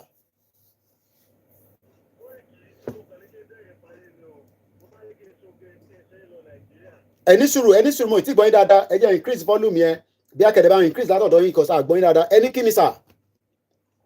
Mo ní kí n kàn ṣe oge ṣé ń gbọ́ mi sà. À ń gbọ́ yín nísìn yes. Mo ní pé kí n ṣoge kí n ṣe lọ sí Nàìjíríà mo bá ra tíkẹ́ẹ̀tì. Ṣé mọ̀ pé ìjọ tí mo ti ra tíkẹ́ẹ̀tì báyìí lọ́kàn mi ò ti balẹ̀ kò sí lálàkàlà. Kí ló dé? Bí kí n sùn kí n bára síbi tó dúdú. Ẹ wọlé àdúrà lọ. Ewu mo wò pé àbí mo ya wèrè ní kí ló fa owó orí ọmọ yìí. Mo bá káńtù tíkẹ́ẹ̀tì mi. Ẹ̀yin yálà èló ni àwọn òyìnbó àwọn òdìrà tó kú pa. Ẹ ṣáà kó change tó kù wá. Ìjọ́ tí mo káńtù tíkẹ́ẹ̀tì ẹ báyìí. Ó gbogbo àlàkàlà tó wà tí mò ń la gbogbo ẹ̀dẹ̀ lọ. Bọ̀ kí ló ń fa pé a fẹ́ lọ́lé àyà wa láti máa já? Ẹ jẹ́ ká fọ̀rọ̀ Yorùbá nation sílẹ̀. Kí ló dé tí wọ́n ṣe fẹ́ padà lọ sí ìlú ẹ̀ táyà gbọ́dọ̀ máa já? Ẹni bá fẹ́ travel lọ sọ́nà other country àyàwó kì í já. Why is it that a bá fẹ́ lọ́lé ẹ̀mí wa máa kó sókè ju bó ṣe yẹ lọ? Àpapọ̀ ìdí kí ni owó wọ́ọ̀rì ni ó wà láì pé àbẹ̀wò àgbà ní kéèyàn ó tún báyìí kẹ́ẹ̀dẹ̀ máa lálàkàlà. Ìjọ́ tí mo lọ káńtì tíkẹ́ẹ̀tì mi báyìí pé ó kè é jẹ lọ́lé mọ́. Ẹ sábà bí tí o ti ń pè. Mo mọ̀, yeah. Tí mò ń forí hàn ro ni. Tí mò ń gbọ́ ọ̀gá. Àti wà ní big problem. Massive big problem. Ọlọ́run gbọ́. Àti wà ní big problem. Ẹ̀gbọ́n mi, àwọn tó máa ń sọ pé argument wa, because we have to also consider some people. Wọ́n ní Koiki, ẹ̀yin tẹ̀ ń béèrè fún Yorùbá nation. We understand, but wọ́n máa always fi but sí lẹ́yìn. Ṣé but wà lọ́rọ̀ ibi tílẹ̀ lè wà délé nìní? Ṣé ká sì fi díẹ̀ ṣe pé ká ṣe Nàìjíríà for another 30 years? Ká ṣe for, because gbogbo tá à ń sọ yìí, Tinubu náà máa kúrò nísìn. Tinubu gbọ́dọ̀ tún support party ẹ̀. Ìyẹn tó bá ti pín Nàìjíríà, because party ẹ̀ ló support òun. Ẹ rántí pé El-Rufai ní Tinubu ò ní right, but àwọn làwọn push ẹ̀. Wọ́n dẹ̀ ti fi El-Rufai jẹ gbọ́ba níyì nísìn, wọ́n ti ń prepare òun sílẹ̀. Ṣé right tá à ń béèrè yà àtàwọn tó ń sọ pé ká ṣe sùúrù yẹn, kí lè rò kó lè ṣẹlẹ̀ láàrin àwa méjèèjì? Mo kí Princess Esther Bakari, mo kí Doctor, mo kí ẹ̀ǹtẹ̀ ń wọlé, mo gbọ́ yín sà. Bàbá Koiki, àwọn tó fà Nàìjíríà àwọn ò mọ kankan. Wọ̀ fún wọn visa náà ni, a fi invite wọn wá wọ̀ fún wọn visa ká gbé wọn wọlé náà ni. Wọ́n á yọ igi bá wọn máa fọ́ máwọn politician àwọn lórí fúnra wọn. Anybody ní sọ̀rọ̀ kan. Iṣẹ́ mo ti ń bọ̀ látàárọ̀, mo ti gbówó mi sápò. Ọ̀rọ̀ yín bí ọ̀rọ̀ ìyàwó mi ni, ti bá ní báwo ni iṣẹ́, a ní wọ́n ti jẹ gbèsè tèmi. Inú mẹ̀sí ọlọ́yẹ́ mo wà. Tí mo ń lọ tí ò dáàmú tí ò tẹ́lẹ̀ ibi iṣẹ́ mo ti ń bọ̀. Ṣé kọjá ìyá ara yín? Ní ìdẹ̀gbówó lọ káàsì rà, wọ́n fẹ́ díẹ̀ ní. Àbí? Wọ́n yọ tó ọ̀dẹ́ pàdínú owó oṣù mi ní. Inú mẹ̀sí ọlọ́yẹ́. Téèyàn kan dẹ̀ ni máa lé yín mú lójú títì pé bàbá àlàyé ló ń bọ̀ yẹn, bàbá àlàyé ló ń bọ̀ yẹn, tẹ̀wá mọ́lẹ̀ kó kọjá. Èló ni.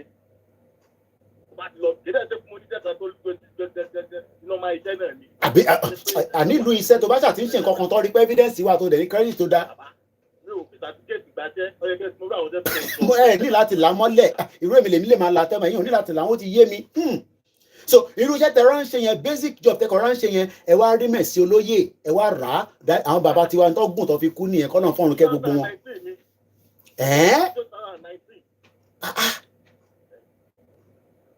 Ẹ lè ra maintain ayé yín lọ díẹ̀díẹ̀. Ó jẹ́ wà nulẹ̀, gbogbo ẹ̀ wà nulẹ̀, mo tún ní pẹ́ǹsì lọ́wọ́, wọ́n ti sanwó oṣù mi fún mi lónìí. Owó December mo ti gbà. Oṣù mà ti parí ẹ̀gbọ́n mi. Now kátẹ̀ tó wá fi gbogbo yẹn sílẹ̀, so that means pé pension yín gan ó guarantee tàìtàn tẹ́ bá máa fi retire lágbára Ọlọ́run. Wọ́n máa san pension fáwọn tó wà nílé.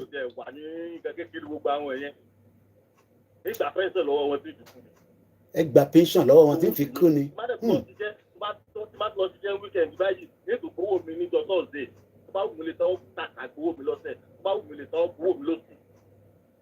Now ẹ má yẹ ká parọ́ fúnra ẹ̀gbọ́n wa, ṣé Nàìjíríà sì lè dá?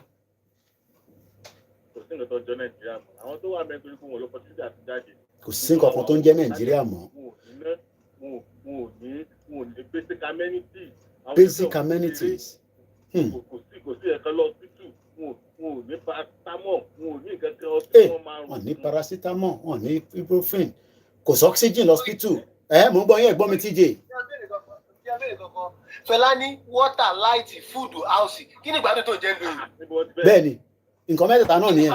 Water, light, food. Mo ti jẹun nísìnyí, ikùn mi ti kún báyìí. Fàájì ló kù, iná wà. Ó dáa, ẹ̀gbọ́n mi ẹ ṣé gan ni, thanks so much. Ẹ ṣé gan ni. Mo ń gbọ́ TJ, ẹni tó bá fẹ́ pè wọlé plus 44 74 04405917. ìlú òyìnbó kò ṣe ìjọba ọ̀run. ìlú òyìnbó ṣe ìjọba ọ̀run. ìlú òyìnbó ṣe ìjọba ọ̀run. It máa ń made àwọn èèyàn ní. It máa ń made. Oda. Gbogbo ìgbádùn tí mo jẹ́ lóyìnbó ìyá mi ò lè jẹ́ Nàìjíríà. Ẹ máa ká tẹ̀ lọ́bẹ̀, a máa jẹ́ kí ìyàwó jẹ́. Ẹ jẹ́ ká tún gbá kọ́là tó ń bọ̀. Ẹgbọ́n sókè my brother tó jọ mẹ́ta. Shalom. Ìjọ kan pẹ̀lú Mr. Koiki. Kò ṣe náà. Èmi ni ẹ sà. Ṣe Shalom. My brother, do you know that the video of that Biafra and Ambazonia, ṣe mọ̀ kọ́ pull it down on YouTube page mi. Mo wá lọ́wọ́ táwọn ọmọ Yíbò, àwọn tó stream the same thing pẹ̀lú èmi náà, wọ́n put wọn down. Kí lè rò pé wọ́n ṣe put ọ̀dọ̀ tèmi down? Because I know you were on that thread that night. The following day, what to pull video here down? YouTube to pull it down. Okay, you know what? Yeah. Nǹkan tó wà ń bẹ́ẹ̀ ni pé thank God ọlọ́run fi sí ẹ lọ́kàn pé kò béèrè for you to ask that question. Because I watched that Biafran Ambazonia. What is there? They know that you are the focus point of the Yoruba nation. Okay? And the level that Biafra is going, they don't want Yoruba to wake up. That is just it. They don't want Yoruba to wake up. I've been saying it before. This I always say, look, among the Yoruba, some of the people that are the top of Yoruba nation, majority of them are working for MI5, FBI, CIA. One of them put a lot of money. Yoruba, you want also Yoruba to. So, because with man certified Yoruba company, the British government, American government, won't bury Yoruba to Biafra. Because Yoruba go ni ọmọ aládé, it man sọtẹ́lẹ̀ gbogbo nǹkan tó ní bẹ̀rẹ̀ ló ní parí. That is it. So Yoruba náà ń bẹ̀rù. The last time that a campaign in Central London, there was a statement I made. It's not just me, it was what God gave to my spirit. Say, look, nǹkan tí Yorùbá láti ṣe ni pé láti kọ́ ọmọ ogun síta. Òun ni Britain àti America ń bẹ̀rù. Ìtorí ẹ̀ náà ṣe lo kí lorúkọ obìnrin olóṣì yìí kó lọ declare Yorùbá nation that time. Tó bá yẹ pé báyẹn ni àwa ni chief àti bàbá professor wọn declare ni. Kò sí nǹkan tí Britain lè ṣe. Ẹgbàgbé pé bóyá ní military àwọn ọmọ ogun wa ni àwọn bàbá ọdẹ wọ̀nyẹn. Nǹkan tẹ́lẹ̀ Jùmàrè sọ nìyẹn. Mo kí àṣà ti ṣe TV. Mo gbádùn ẹ̀gbọ́n mi. So nǹkan tí ìtorí ẹ̀ ni Yorùbá wọ́n bẹ̀rù Yorùbá ní ọmọ aládé kìnìún ẹ̀yà Júdà. So ìtorí ẹ̀ ṣe fún fídíò yẹn. Because I was wondering that kódà mo láti lọ wo page àwọn Biafra lónìí pé ṣé wọ́n put tiwọn náà down? Why have they put the video down? Because wọ́n no go against community standard. I was very shocked. Mr. Koiki, nǹkan mímì ní sọ. That's fine. Show you now. Yeah, because, well, you know, it's a long time we've never spoken. Yeah, no, yeah. Show you. I always watch your program. The band drive, drive my other, my car, my stuff. So I'm going to try that to sọ ni pé àwọn funfun wọ̀nyí, the British, their king gone Charles. Okay? They communicate with us, me and my brother, telepathically. Okay? Only nǹkan tí wọ́n ṣe lóru èní. If I was not thinking about you, just here, and they brought you into the scene. They mean it's song. You know, because they try to manipulate me psychologically because I know where I stand. Okay, and I know that this something me and my brother is doing. So they want to change the narrative. So and which they cannot change. You know, then let me go to some questions you were asking before. You know, because you were saying something about Nigeria. Yes. Because of because number one, we have to understand all this insurgency that is happening is being created to destabilize a nation that has a future. And this is what the Britain and America they created. They started it from the time of Al Qaeda. You know, and when they say IS, Islamic State, Okay, because when they started with it, when they finished using what's it called, Al Qaeda in Afghanistan, then they created ISIS, the same Islamic force they created IS. So IS, don't forget, where they want to take the next war to was what? What's it called? Iraq and what? And Syria. This is what they call it ISIS. I just stand for Iraq, and S stand for Syria, Islamic State of Iraq and Syria. So now, want to destroy Iraq and Syria. So about 2.5 years ago was when they bring ISWAP to where? To West Africa, Islamic State of West Africa. So now, last month was not that 3 weeks ago was not when David Cameron said, okay, Nigeria is an Islamic State. Yeah. Because they've already prepared it, because that is where they want to destroy now. And even what I'm saying now, I've never came to this knowledge, about 7 years ago, or more than that, when I was still working in Westminster. Okay? I got an information. I did in that, I'm keeping all this information. I got information, the nations they want to target.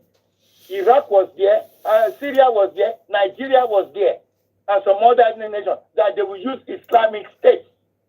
That was more than 10 years ago. This one, I've been trying to see whether I can still get retrieve something or anyhow on my phone, on my laptop. I couldn't, because I've changed laptop. Because one well realize it now, because I've been saying it. If a Yoruba nation or Biafra nation, what is about to happen is more than having just a Yoruba nation. I've been saying this all a long time. The British government, they know it. You will see what is happening now in Syria. In Israel. And we know what Yemeni is doing. A whole Yemeni, the Houthis, the Americans, they are afraid to attack them. Do you know that? Let me support you with that. Just yesterday, I was watching Vantage. I'm sure you know the woman. And they were talking about even Saudi Arabia is scared to intervene because àwọn Houthis yẹn, àwọn Yemenis they say toba tí Saudi bá dá sí àti United Arab Emirates wá gbà sí fún wọn gidi. And the only ship Allah kó kọjá nísìn only Russia ship. The Red Sea on the program lánàá. Red Sea gbóná burúkú nísìn. There could be this is why. War lè bẹ̀rẹ̀ anytime. Ní nǹkan tó ń fà ní Red Sea lọ́wọ́lọ́wọ́ nísìn. Gbogbo nǹkan tó ń ṣẹlẹ̀ yìí is because of the Yoruba lọmọ aládé. Bẹ̀tẹ̀ àwọn èèyàn wo ìtìjì wọn ìtì mọ̀ nǹkan it's spiritual something that is happening. So nǹkan tó tẹ́lẹ̀dùmarè ń try láti ṣe ni pé because ìgbà tí àwọn funfun máa wá sórí oyè ọwọ́ Mid and Persia náà ti gbàjọba ṣóyè náà and the Iranians wọ́n sì ń bínú wọ́n sì fẹ́ retaliate ṣóyè náà so gbogbo àwọn war gadget tí kìíní ń lò Germany Iran ló ń kó fún wọn. Ló support ló sponsor wọn. So ìtorí ẹ̀ ni wọ́n ṣe ń wò pé wọ́n ò lè súnmọ́ Iran because any second tó bá ṣe fún Houthis báyìí Iran ti wọlé nìyẹn. Bẹ́ẹ̀ni ó máa escalate gidi ni. Ó máa escalate. Ìtorí ẹ̀ ni America ṣe ń sọ pé they don't want to escalate the war in the Middle East. It's a lie. I will tell you a secret. Because ìdà kan lọ́nà fún láti fi jà at this time. Ìdà ẹyọkan yẹn òun náà ń lò. Ìdà yẹn jẹ̀ náà fẹ́ lò láti fi pa àwọn Gaza, àwọn Palestinians. Òun náà tún fẹ́ lò náà tún fẹ́ fi shoot nuclear bomb. Wọ́n ọ̀dẹ̀ fẹ́ tún fẹ́ shoot nuclear bomb. Then God fẹ́ ṣe. Ṣé mo pé Asatlano ẹ má bínú Shalom my brother. Do you know that yesterday North Korea sọ fún America ó tún fohùn lẹ̀ fún America lánàá. Bọ̀bọ̀ North Korea yẹn ó fohùn lẹ̀ gidi fún America gan lánàá. We talk about careful ó máa release nuclear warhead. Ó sọ lánàá. It's true. Ẹ̀rù ń bà Britain and America for now. Because kò ságbára mọ́ lọ́wọ́ wọn. They are just faking it to make it. Gbogbo bí màá jóná bí tí ń sọ tẹ́lẹ̀. And you know what you're saying again? Do you know that the same guy, Bobo Chukwemeka actor to man ṣe una man sọ lórí ní orí man follow threaded at that on the X page. Exactly the same line that you are talking about. You know, he talks so much on that same part. Àwọn tó wà ní àwọn ìlú kan ó ní ká migrate kúrò láwọn ìlú yẹn pé because tí wàhálà bá dé àní lè sustain nínú ìlú tá wà yẹn. That's it. Only I've got to move away. We've got to move away from some of the countries. It's a very deep conversation. Things is going to happen. It might not be now, but things is going to happen. My family ló máa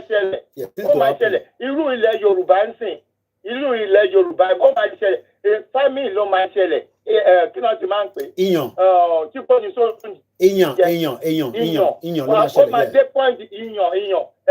Ó máa dé point jẹ́ pé wọ́n máa para wọn jẹ ni. So àwọn olórí ìwádìí náà fà á, àwọn gba wọn yẹn bá ń sọ́kọ̀ dàbí pé kìíní ètò because ìfi wọn tọ́lọ́ ti fi wọn wá yìí. Ṣóyè náà? So because ìyàn yẹn òun lọ́lọ́run fẹ́ fi pa àwọn tí wọ́n ń ṣe ara wa.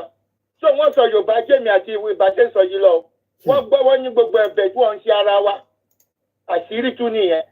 So ìyàn yẹn wọ́n máa tó dé pé wọ́n máa para wọn. So ìtòrí ẹ̀ sọ pé ẹ̀yọ̀ ọmọ wa ni ẹ jẹ́ kó wá ṣe. Ọlọ́mọ tí wọ́n ni.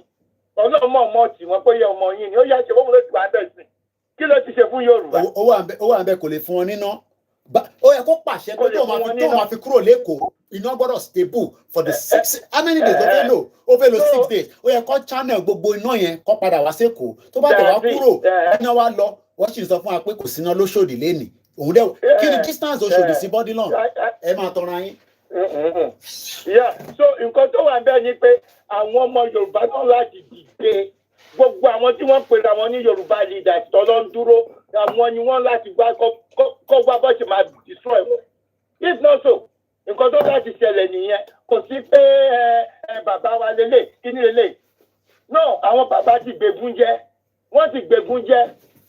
So nǹkan tó wà bẹ́ẹ̀ nìyẹn. Àwọn bàbá tó sì lọ pàtí Fáyọ̀ Adébánjọ sì lọ pàtí kan lánàá. Bàbá yẹn wọ́n dìmú lẹ́gbẹ̀ẹ́ báyìí ó fi gírin lẹ́gbẹ̀ẹ́ báyìí at 95 wọ́n sì lọ pàtí. At 95. Àwọn pariwo pé yà ń jẹ wá. Wọ́n jẹ́ kí àwọn ọmọ Yorùbá ìyá dẹ̀ ń jẹ ọmọ Yorùbá. Ẹ ó ràn Shalom ẹ jẹ́ ká gbọ́ látọ̀dọ̀ brother wa ní TikTok. Yeah, go ahead TJ. Okay, all praises. Yeah, go ahead TJ. Ní bàbá ìlú pàtí ká ní àwọn ọ̀dọ́ àti ìṣètò àwọn ọ̀dọ́ sẹ́ ó yẹ ká lọ ṣáná NIT wa sọ́dọ̀ àwọn pípọ̀ ọlọ́pàá yìí wa jẹ́.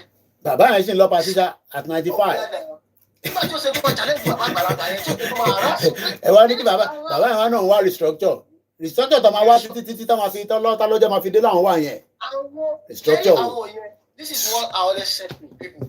This àwọn bàbá yìí I don't blame them. Now we came to realize let's use our action against them. And they've done their own bit anyway. So they've done their own bit. Because nígbà tá ti mọ̀ pé ẹ̀sìn kan tó ń ṣe lájọ́jọ́ yìí kò lórí kò nídìí. Nígbà tá ti bọ́ǹsì agbọ́dọ̀ lé wọn kúrò lórí àga ní ẹ̀lẹ́fìtì. Ẹ ti báyé jẹ́ tẹ́lẹ̀ tẹ́lẹ̀ tó báyìí tó kù jẹ́ finally ẹ̀ wọ́n ti fẹ́ láti kọrin water light food house.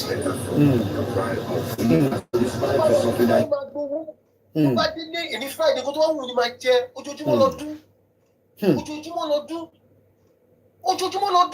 Because I work, I earn money. Bẹ́ẹ̀ni. So I can mo kí grandma comfort. Èmi náà kan ló náà drive Mercedes nísìn. Iṣẹ́ táwọn dẹ́ ń ṣe báyìí gan tó bá yẹ pé Nàìjíríà lọ ti ń ṣe ni. Kọ́ tó lè rí Mercedes yẹn rà. Bí a kọ́ gé orí èyí.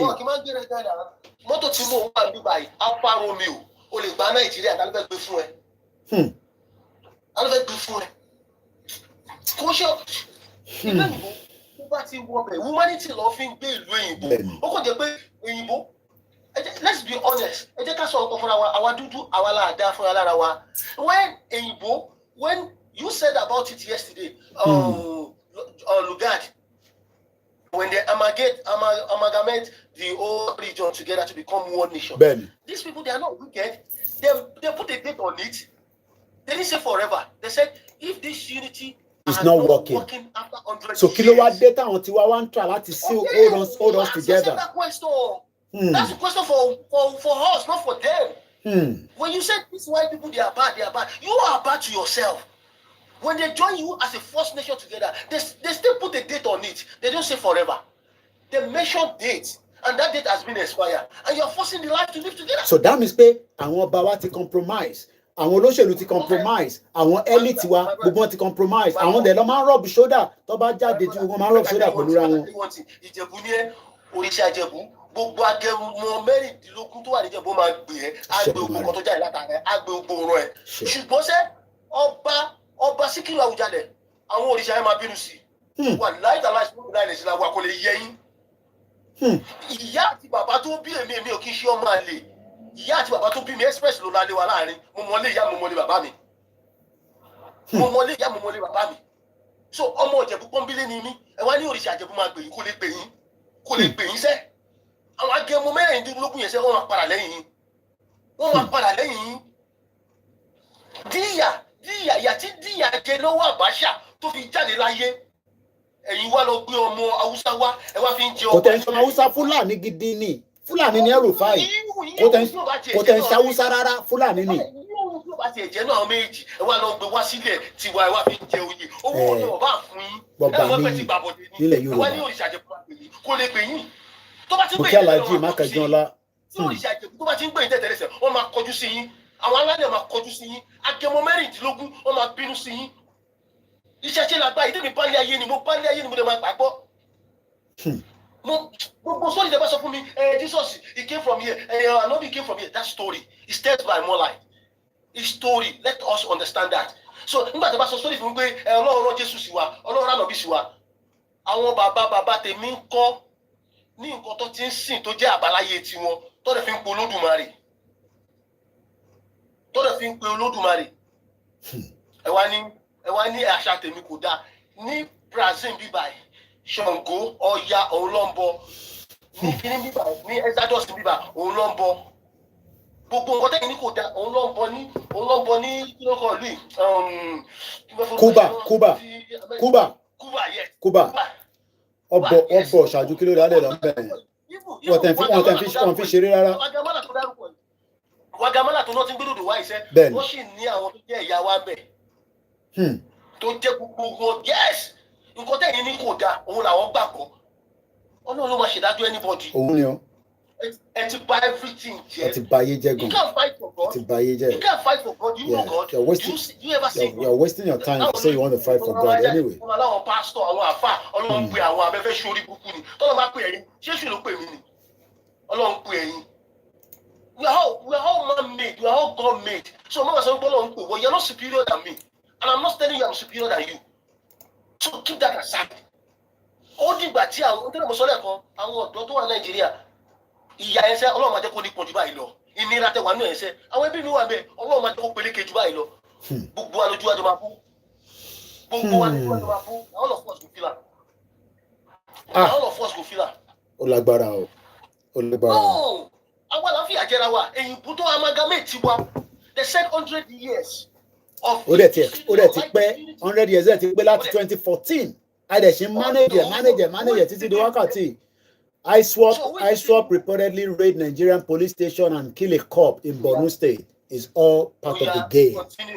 It's all part of the game. The Islamic State West African province, ISWAP terrorists. Or last week, have reportedly killed one policeman, cut away one vehicle during an attack in Gubbio Police Division Office in Nigeria, northeastern Borno State. This was revealed in expose on Friday by counterinsurgency expert and security analyst in Lake Chad, Zangozola, and Makama. The gunmen came on 2 Hilux vehicles, several motorcycles, before the shootings periodically attacking the police division office in Zangazolo. Ìjọ la fi máa ṣe gbogbo eléyìí dá. Ẹ wá ní káwọn èèyàn wá lọlé. Ẹni bá lọlé, a jẹ́ pé ẹ̀mí ẹ̀ yí dáadáa ni. Ìgbó lè sọ fún wa ni. Kánú ìgbó lè sọ fún wa ni pé you are disgrace to humanity. We are disgrace to humanity. That shit whole country alone. Nigeria is a shit hole. Nǹkan tó ṣẹlẹ̀ ní Congo, genocide tó ṣẹlẹ̀ ní Congo, ó ju ti Gaza lọ, ó ju ti Gaza lọ. But nobody talk about it. Bẹ́ẹ̀ni. The same thing applies to my own country. Silver bad with no care. Where I came from. I only speak for where I came from because I know my people are suffering. Bẹ́ẹ̀ni. Ẹ máa sọ pé Nàìjíríà máa ta. Ẹ mú dé tìjọ́ ẹ̀ wá náà. Ntọ́ sọ títí tí grandma mi fi kú nìyẹn. Tó bá ti ṣiṣẹ́ you end your pay. You can't only gbé ní ìbò láì ṣiṣẹ́ náà. Báwo ni fẹ́ survive? Láíláí. kò sóúnjẹ ọ̀fẹ́ nǹkan tó bá ṣe ló máa jẹ. ìyẹn mo sọ pé gbogbo àwọn tó náà wọ́n ń bọ̀ lábroad ẹ ṣáà máa bọ̀ gbogbo àjọ máa struggle ẹ̀ ni ẹ máa bọ̀ ọlọ́run máa jẹ́ kẹ́lẹ̀ wọlé. ẹ máa bọ̀ gbogbo àjọ máa wà bíbá yẹn ni. ìwọ kó máa ṣiṣẹ́ gan-an ọlọ́run máa bá ẹ pé ṣé mi náà mo ṣiṣẹ́ báyìí you guys to work ni. you gotta work. Yorùbá máa ní ọlọ́run máa ṣe wá lóníṣẹ́ ẹ má ya wèrè ọlọ́run máa ṣe wá lóníṣẹ́ because you guys to work. You guys to work. Àwọn òwe wèrè àwọn ọ̀rọ̀ wèrè náà máa tó máa direct ní síbi tí ò lọ. Ìjọ la fẹ́ ṣe gbé ní ìdá ṣùgbọ́n ká ní pé báwọn ọmọ Ìgbò ṣe ń ṣe la lè ṣe lẹ́kọ̀ọ́ ni la lè ṣe ní south west wa ni. Ìyẹn náà ni brother the last caller yẹn sọ so what he realized pé àwa need láti make that push but because we are not making the push it's like they are not seeing the seriousness from our end. Àwọn Biafra gan dẹ̀ mọ̀ pé push tiwa gangan ló lè ran tiwọn náà lọ́wọ́. Because I was wondering why they were able to pull down a video that is still on the same platform, not on Biafra. International airport wà lẹ́kọ̀ọ́ ni Nàìjíríà máa ti gbọ́ rògbọ́. Nàìjíríà máa ti nǹkan tó ń pè Nàìjíríà máa ti gbọ́ rògbọ́. But because they so weak mind Yorùbá. Because yes, it's weak mind. Ọlọ́run máa ṣe, Jésù máa ṣe, àfẹ́jà, ọmọ wa ló wà bẹ́ẹ̀.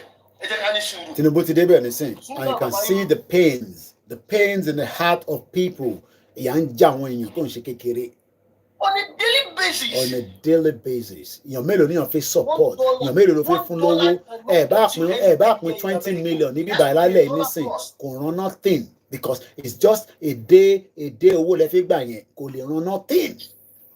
Kò lè rán nothing. Ọ̀rọ̀ Tinubu wa náà máa yọ 50 million. Ó máa make sure pé 50 million Nigerians will be out of poverty by the next 3 years. Ọ̀nà wo ló fẹ́ gbà ṣe?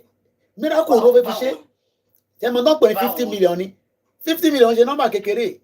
That means pé 50 million will be out of poverty. Àwa kù 150 million. Bí àwa tó wá ṣe 50 million tó kù ní another 4 years. So tó bá wá lọ tán, àwa kù 100 million sílẹ̀ fún nọ́ndánà tó ń bọ̀. Ìyẹn wá bà gbogbo iṣẹ́ tó ṣe jẹ́. À ń bọ̀ sí gan. Òun kan tí rí. Ó ti kó 10 million kúrò ní poverty. Ẹ mọ̀ tán pè ní poverty ni. Iṣẹ́ òun ló fẹ́ ṣe. Tó bá kó fẹ́ ṣiṣẹ́ mi, tó fẹ́ lo force iron. Nígbà tó wọlé, you could have used that force iron against them. Kò lè rárá. Kò lè rárá. Tinubu tẹ̀lé. Kò lè rárá. Kò tẹ̀ ṣó pé òun tẹ̀ ní charisma pé kó máa pàṣẹ kó tẹ̀ máa rí àṣẹ kó máa feel lára gbogbo. Àníṣe wà lẹ́kọ̀ọ́, Tinubu wà lẹ́kọ̀ọ́. Wọ́n ní kò síná lẹ́kọ̀ọ́ wọ́n bí bá láwọn dá. Wàá sọ fún wọn ni pé kí tó dé Èkó yẹn, àwọn ará Èkó gbọ́dọ̀ feel ní pé mo wà nílé. Odini president ó wà ní Lagos state bá ṣe ń sọ̀rọ̀ báyìí nísìn níná ní Lagos amẹ́ni dè tó fẹ́ lò ṣe bí òun ló máa pàṣẹ gbogbo kódà kí wọ́n má níná níbì kan ó gbọ́dọ̀ direct gbogbo náà ẹ̀ wá sẹ́kọ̀ọ́ kọ́tẹ̀ fún gbogbo ní stability of light irọ́ ló wà níbẹ̀ kò lè ṣe é mo sọ fún yín pé Sultan of Sokoto ni bàbá Tinubu òun ló wà lórí Tinubu is a puppet àwa ti sọ fún yín ẹ̀ fi gbọ́ ni puppet ni Tinubu puppet ni. I won't be surprised don't say tọ́ba máa múná lọ́gán ní àsọ̀rọ̀ wọ́n máa múná gan lọ́sọ̀rọ̀ ọ̀rọ̀ tó wà nílẹ̀. Nǹkan tí gbogbo wọn ṣe tó mọ̀ ní pé the story that the play that you are playing today will become a story tomorrow. Will become a story after an hour. Àwọn kọ̀tàn lẹ́ni every day tá à ń jáde tá à ń ṣe program tá à ń ṣe gbogbo eléyìí àwọn kan máa tu àṣẹ wàá bẹ̀rẹ̀ another documentary lé lórí. Tọ́mọ máa sọ pé tó bá tó stage kan sẹ́ gbogbo nǹkan tó ń ṣe yìí realize pé tó bá tó stage kan I can't meet anybody here in America and you tell me you are Abacha's son mo kò fẹ́ gba ilé tí àbí fẹ́ la ilé ṣiṣẹ́ because the bitterness in me lè prove honest mi kò náà mọ Abacha yẹn I'm late son of Abacha ṣé ìyá ẹ̀ ṣe how do you expect me to feel your dad robbed me there right so wọ́n ní kí n accept kọ́ mọ Abacha yẹn kí n bẹ̀ ṣọ̀ lẹ́yìn àbí kí n gbọ́rọ̀ ẹnu ẹ̀ so nígbà tí ọkọ̀ bá jáde lọ́dọ̀ tó bá lóun òun ọmọ Tinubu how do you expect me to feel because gbogbo nǹkan tí gbogbo yín ṣe yìí realize pé ẹ ti báyé jẹ́ ẹ ti bọ̀nà jẹ́. Ó ti bàjẹ́ o ó ti bàjẹ́ ẹ ti báyé jẹ́ ẹ ti bọ̀nà jẹ́. ti bàjẹ́. ọmọ ìgbà tí wọn lọ sá kúrò Nàìjíríà ni èmi sá kúrò Nàìjíríà 2005 tẹ́mi tó sá kúrò Nàìjíríà nígbà yẹn sẹ́ asadẹ́n àwọn máa wò pé ṣé ìjọba ọ̀run ní Amẹ́ríkà ni àbí ìjọba ọ̀run ní Canada ni kò ń ṣe ìjọba ọ̀run náà kò ń ṣe ìjọba ọ̀run náà. Gbogbo yín dẹ̀kẹ̀dẹ̀ ti ń travel ti lọ ìlú òyìnbó ẹ̀yin lẹ́nu olórí ni ṣebí Tinubu was saying sometimes ago 1998 and 1996 I don't believe in one Nigeria Nigeria máa pa Ọlọ́run mọ̀ because nǹkan tẹ́yìn people yìí ṣe ṣe nǹkan tó dá sílẹ̀ rárá nǹkan tẹ́ bá lè ṣe lè ló multiply times 3 ìyá ń jẹ àwọn èèyàn ní daily basis ṣe bí ń pa àwọn èèyàn ní daily basis ọmọ tó ṣiṣẹ́ gan kò rówó gbà iṣẹ́ òun wá dà gan iṣẹ́ òun wá dà náà I have family I know what they are going through ṣùgbọ́n tẹ́ bá ti jáde síta ọmọ ẹ máa go through ẹ̀ náà ni ẹ ti go through a lot ẹ ti go through a lot ẹ máa go through a lot ní ìbàdí ṣe máa ní Amẹ́ríkà bẹ̀rẹ̀ sí progress. ṣé ń gbọ́rọ̀ ọ̀dẹ̀ tí deputy governor sọ of Lagos State be problem solvers not complainers Hamzat urged Nigerians. According to the deputy governor of Lagos State, he says, and I quote, Dr. Kadri Obafemi Hamzat, Lagos State deputy governor, has urged Nigerians to desist from complaining, but help in providing solution to national issues on Mali to collectively build the Nigeria of our dream. Àwọn olórí burúkú tá à ń sọ lélẹ̀ yìí, àwọn elite tá à ń sọ lélẹ̀ to build the Nigeria of our dream. Nigeria of the by dream wo ló ń sọ? These are criminals. Hamzat gave this advice at Nasaruddin of Society Centenary Dinner Yelano at the Bamora Convention Center, Sheraton Ikeja. He stated that nations are built by people. Nigeria ò kì í ṣe nation. Hamzat wèrè. Ṣé nation ní Nigeria wèrè? Deputy governor sórí òpè ni ṣé o mọ̀ pé Nigeria ò kì í ṣe nation. Ṣé o máa ní ọmọ ni wọ́n mọ̀? Only he stated that nations are built by people who solve problems and not those who complain, stressing that if there are problems, the people should attempt to solve them and focus on the progress of the country. Àwọn tó ń tàn yín jẹ náà lélẹ̀, àwọn wèrè governor yín, àwọn deputy yín. Ẹgbọ́n kan tó sọ, àwọn ṣọ̀bíà Fúlàní ní bàbá ẹ̀gàn àti ìyá ẹ̀. Because tó bá jẹ́ pé ọmọ Yorùbá gangan lòun ni, a máa sọ fún wa pé ká build Nigeria. Nigeria ò lè fẹ́ build. Èyí tí Tinubu build nígbà tó wà bẹ́ẹ̀ for 8 years ó padà sílé nísìn kò rí ná kò sí ná ní Lagos State. Tinubu wà níbẹ̀ òun bọ́ sọ pé òun ò believe in Nigeria anyway Tinubu náà sọ. So he also charged the Muslim faith to sensitize non-Muslim so that they would understand the beauty of religion. Èyí tẹ́ ti wọ one chance. Ẹ ti wọ one chance. Now ẹgbọ́n kan tó ń sọ yẹn nísìn ẹ jẹ́ ká wá 1 minute TJ ẹ jẹ́ ká wá lọ ka in tí wọ́n kọ ní 2017. So that Kelly Bami ránṣẹ́ padà sí deputy governor Lagos State pé ṣé Nigeria nation ni why the 1914 amalgamation is the Nigeria's being. According to this, every problem Nigeria has ever faced and will ever face can be traced to that demonic event of the 1914 amalgamation when the British merged the southern and the northern protectorate into one country that is today known as Nigeria. Britain had only one thing in mind while they were carrying out this fraudulent 1914 amalgamation. There was administrative and economic conveniences. Nothing more. The action of the British can be compared to a man who brought herbivorous and carnivorous animals from the market, and he chose to put them in one cage and to make it convenient for him to transport them home. Arákùnrin mọ̀ pé herbivorous ewé ló ń jẹ ọ̀nàrà tútù, they are very harmless, easygoing, while carnivorous they feed on flesh and they are most times very aggressive and violent. Ó wá kó méjèèjì papọ̀, ó wá expect pé wàá gbé ẹranko méjèèjì yẹn wàá gbé délé. Ẹ jẹ́ ká máa kà níṣó. Now, what they've done in Nigeria is that the British kept us with the carnivorous. Àwọn wo ni carnivorous? Òun ni headline tá à ń kà lẹ́ẹ̀kan. I swap pa ọlọ́pàá, ó kó bọn lọ, ó kó mọ́tò lọ. Àwọ̀ ìtí ìṣe yẹn nísìnyí, Ìgbòho ìtí ìṣe tó yẹn rárá.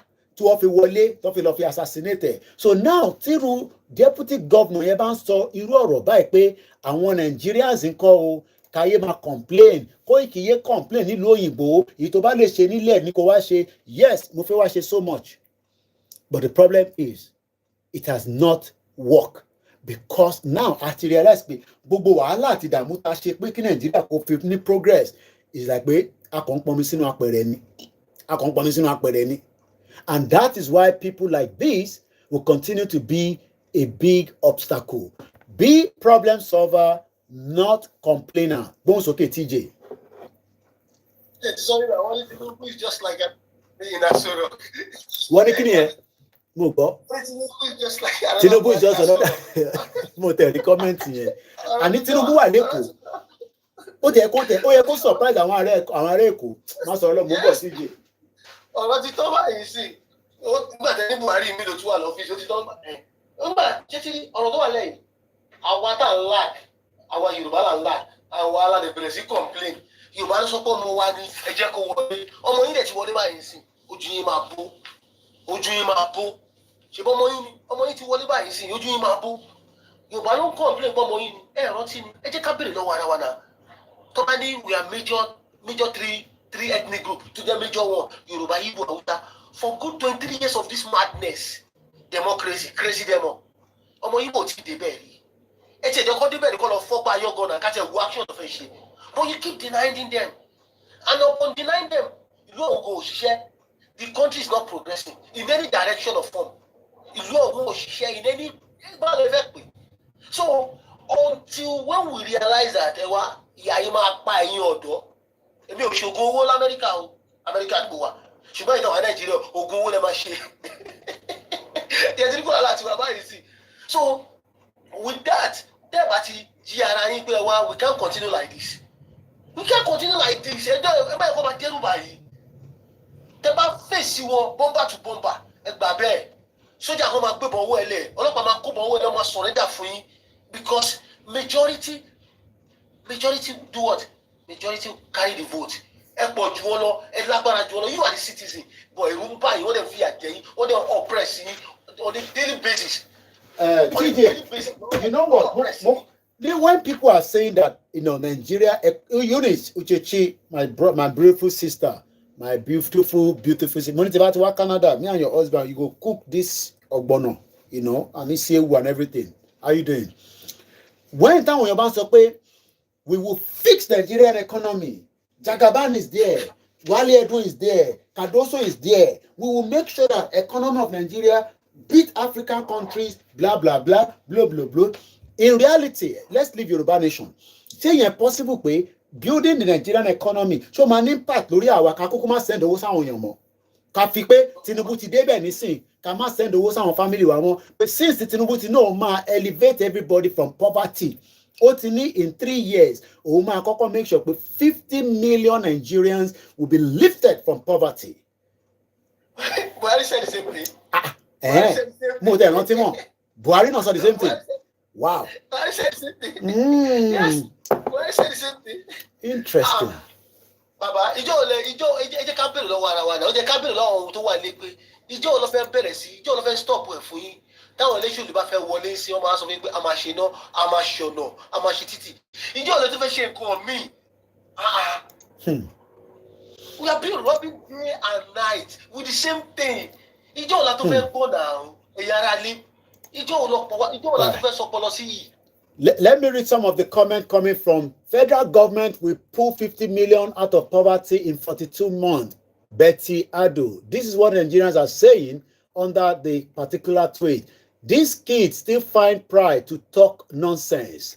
It is possible to stop corruption once the leader is not corrupt. The followers will be very careful. There is still hope for Nigeria. That is about 1/5 of population of Nigeria based on the level at which investors are leaving the country. I wonder which magic wand the president and his economic team would use in manifesting these bogus promises. And to bá fẹ́ pè wọlé +44 7404 405917 àti pin number ẹ̀ síta. Ẹni ní how many did Buhari pull out in 8 years? Ó dà pé ìyẹn tá lè mọ̀ kan tó sọ TJ. Ẹni sọ pé mélòó ni Buhari gan pull out in 8 years. Let's go further again. From every indication, you are one of the beneficiaries. Eléyìí ní they kept repeating the Buhari script. And Nigerians keep falling for it. So sad. I beg, how make we know how to hold you responsible with time? Eleni, and the interviewer, no slapper. Now you people, they allow this guy to mess with us. Eleni, I love the cover picture. Kilo wa no cover picture ẹ jẹ́ lọ tún wò. Ẹ̀ bá wọn èèyàn bá ti jẹ́ picture obìnrin. Okay, kí ló wà ńbẹ̀ kò sí ojú ẹnìkan ló wà ńbẹ̀ náà. So mo mọ reason to say I love the cover picture. Ní gbogbo tó wà ń ta. Eléyìí ní the joke. For this to be achieved, for this to be achieved, there have to be slow pop growth. If our pop should increase at 0.1% annually before 2026, it will be possible to lift 50 million. But if there is no pop control, while 50 million people are being lifted, another set will be in poverty, making the government efforts to go yarn. So it turns on this in a way, when Tinubu is coming out to say that I am going to make sure in everything that I do. Thank you so much, TJ, for the love, and those of you that are watching, please share the program and invite your friends to come and listen again to the discussion this evening. As we're going into the weekend, the question again and again is, how would Bola Tinubu, currently in Nigeria, in Lagos as we speak right now, will be able to resolve the insecurity, the economy, and so many things? But this is what he said. Let's listen again. The cost of fuel has gone up. Food and other prices have followed it. Households and businesses struggling. Things seem anxious and uncertain. I understand the hardship you face. I wish there were other ways, but there's not. Okay, so if there's no other way, President Bola Tinubu, what should we be doing? Should we continue to remind our people that they should prepare again for another fraudulent election, another rigged election? When we are coming out every day. Yeah, go ahead, TJ. Yeah. Heartless.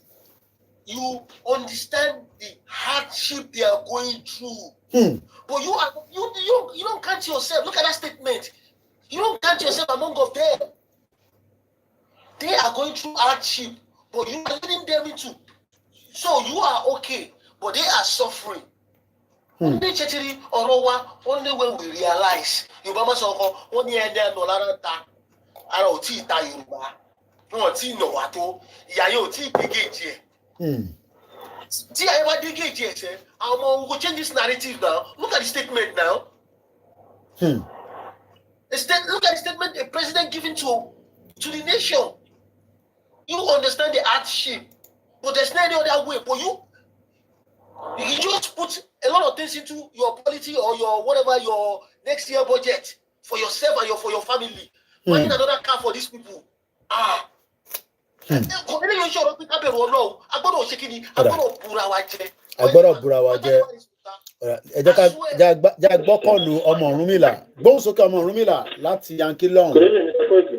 brother. Yes, sir. Thank you for all you do. And Uncle TJ, I know. Koiki, you see, just a little contribution. Go ahead. So, share the video, voice that played on thing. Yes. Like couple of seconds ago. Yeah. With Bola Tinubu, the president of Nigeria. Yes. You see one thing. I don't understand Nigerian people at all. Because my vision to is that if a president of a country make a national speech about the economy and the growth of the country and the growth of the country or his plans, and is explaining the situation of things on ground, and the president of the country say he has no plan, there's no other way. He's being frank. He has seen everything that is going on. And he has seen it like, wait a minute, this thing that I put my life into, I don't have a solution for it. Because for a president to make a statement like that, automatically everybody should know that country is in a complete total ruin, total collapse. What could that be? Let me just use United Kingdom as an example, or United States of America as an example. Just imagine Joe Biden should have a national speech on television, and Joe Biden mentioned that the situation of the United States economy right now, I don't have a solution in fixing it. The next day,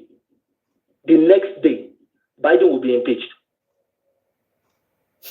automatically, because you are literally telling the entire world that investors don't even bother coming to my country because you guys will not make any profit. You are literally telling the local manufacturers that local manufacturers, if you guys want to send your product, if you want to export your product, just know that the amount that you are going to use to export that product in dollar-wise is going to be triple.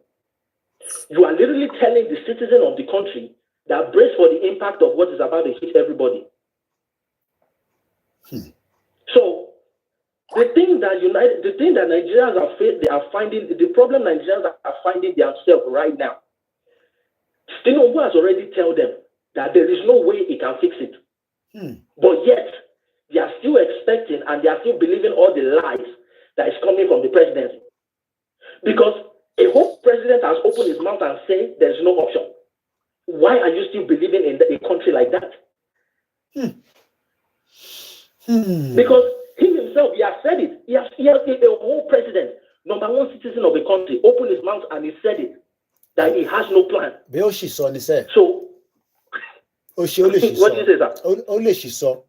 Speech of she saw. But there are some in the country, there are some. I mean, nobody is above mistakes. I agree, but there are some things that you can never make a mistake on. One, a presidential national speech. There should never be no form of mistake at all. Now, if it is maybe the presidential press secretary that made a mistake, it would have been a different thing. Coming from the presidency. Because that statement, literally, like you say, you've said it all, because investors probably, maybe that's the reason why they are running away. Because we are just saying JSK is going, this one is going. They are literally running out of the country because of what the president said some few months back or some few weeks back. The president used his mouth to mention it. It was not his press secretary. It was the president, the number one citizen of the country, opened his mouth on a national television that the entire world is watching, and he mentioned it. So what do you expect the investors to do? They are going to run. And he's now trying to beg them back to come back into the country. What a crazy system that we're running in that shit country. They will never turn around. It's impossible. They will never turn around. The only way they can turn around is when they start seeing a progress of Nigerian product going export, and they are making money back, and they are seeing that the dollar value is reducing alongside with the naira. And look at where naira is today, next to dollar. Over a thousand. It is going up every day. It's going up every day, yeah. Exactly. Yeah. Those are the things that the investors look at. They don't look at, Nigeria has 250 citizens. They don't care about that. They don't care about your population. Population is good in the country, yes. But when it comes to production and market-wise, the population is not. Is that not what we just said that right now? Guatemala, from what I'm going to... Yeah, go ahead. Yeah. Two individuals, if there's a true billionaires in the country, and that true billionaire invests in foreign aid, that true billionaire can bring all the products from export into the country. If just by two people, two individuals, you don't need the entire masses. Two individuals can make a progress of a country. Just if they have the good intention. And it's quite interesting that because many already TikTok again, I think, and I have someone that has tried to cut as well. When we talk about the current problem, I mean, I'm going back now with the trade economics. United Kingdom import from Guatemala of bananas and plantain, fresh one or dry one. United Kingdom import these in 2022, which is last year, a total value of 13.7 million. According to the United Nations contract database on international trade, UK import from Guatemala and banana and fresh, dry data historical charter statistic was last updated December 2023. So what we are saying is that why can't we, Nigerians, be able to grow banana, plantain, and get it to UK as part of the market? It's because it is part of the problem that we talk about, that this country is a deliberate act, keeping the carnivorous and the herbivorous together. and you expect a progress. That is never going to happen. The rich, yeah, go ahead. Yeah. The rich people of Nigeria, they do not want that product or that income or that wealth to be a national wealth. The rich are getting rich, while the poor are getting poor. Now, weaponized food. Yeah. The Nigerian government even fighting for the poor, talk less of the middle class. In the United States politics, any person that calls in that is from the United States and judge me can actually validate me for what I'm about to say. In the United States politics, the Republicans, they kind of favor the rich. The Democrats, they kind of like favor the middle class, the lower class, and also some part of the rich. Whenever the presidential thing is about to swing, if the Republican is about to be a president and the Democrat is about to be a president, the politics that they always play is the politics of the people. What type of politics? The middle class, that is what the Democrats always preach about. Oh, we are going to help the middle class. We are going to help the middle class. The middle class is going to see their wealth back. The middle class is going to see this. Republican, oh, the rich are going to do this. We're going to reduce taxes from the rich. We're not going to take too much taxes from the rich. You can see that even though how that politics is a dirty politics, right? They are still fighting for the people. If the rich get rich, the wealth is going to go around. If the middle class gets rich, the middle class will patronize the rich, while the rich will be able to spread the wealth around. But here comes Nigeria. Nigeria are giving the rich to become richer, while they forget the poor. Now, the people that are supposed to invest in the country are not even the rich. They are the poor people. The poor people are the one buying. They are the one buying and selling among each other. The transaction is going. The currency is flowing. Everything is going side by side. Economy is rolling. Now, the poor in Nigeria they are poor. They don't even have money to spend. They are not even transacting within each other. And now the rich, instead of the rich to give the money back to the poor, the rich are taking their money out of the country. They are taking their money out of the country. They are not even giving the money back to the poor. So there's no circulation. So that's why everything is becoming there is no circulation. How can the country work? So it's another deliberate act to keep the poor masses in that same trajectory. But the circulation that is among the poor, it is coming from the diaspora.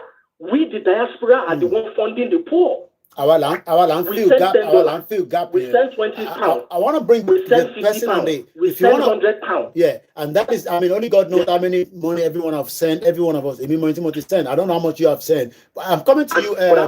But within 4 days, within 3 days, I'm talking about within 3 days ago. Today's date is the 23rd, right? Yeah. Between the 19th, the 20th, the 21st, and today's date, I have sent nothing less than $350 to Nigeria. Just within 4 days. All right, I'm coming because $40. Hold on, let me pick the person because those at home. I don't know whether this person is at home or not. Mr. Oluwafemi, I know your mic wasn't even switched off. I told you to put mute on mute, but you are on now. Let me allow you to come in quickly because I know sometimes really they think everyone's okay. So sorry, Mr. Koiki. That's fine. Go ahead. Yeah, you have said a lot about Nigeria. Sherry, committee, the president all rotate at the same time. There is nothing that can move on. President, investors without security, no light. Fact you on diesel. Somebody don't tap a liter diesel. How would you want the investor to come? So a lot of things don't go on. You don't want more lórí life boy. Don't pay me gashmag. It was just talking about the castle for the all these things you are saying. Go to that. But you see, last on those states, I for the past 16 years, maybe 8 years. Bọ̀bọ̀ náà tún ṣe another 8 years. Ó jẹ́ 16 years. We don't have electricity. And the funniest thing is pé a lè ní step down tó wà ní ọ̀rẹ́. Tẹ́gbẹ́ òun ló fún Benin níná. But àwa ta ní níná. A lè ní deputy governor tó wá láti bẹ̀. I need a lot of people to ask láti bẹ̀. Ṣàfẹ́ sọ pé àwọn ẹ̀ náà ṣé wọ́n mọ̀ pé ìyà ń jẹ àwọn aráàlú ni. I can't go home for me lọ́lé fún ọdún because kò sí ná. Báwo máa ṣe lọ sílé tó sí ná? Báwo ni wọ́n ṣe fẹ́ live? So a lot of things tí wọ́n máa ń wò báwo ni o lè travel kó wà safety ọ̀nà ọ̀dá kò sọ́nà kò sí ná. Okay, ẹ jẹ́ kí n tap brain yìí because àwọn kan ní my brother Mr. Oluwafemi àwọn kan ní Tinubu will be able to stabilize all this damage tó ti ṣẹlẹ̀ nílẹ̀ Yorùbá because for a very long time ní a true Yorùbá son tó wà lókè láti rectify all this gap and Tinubu will be able to fix the stop gap even if the country is going to collapse. Koiki ẹ ṣe sùúrù díẹ̀ ẹ jẹ́ kí Tinubu fix àwọn stop gap yẹn. He can't fix anything. He can't fix anything.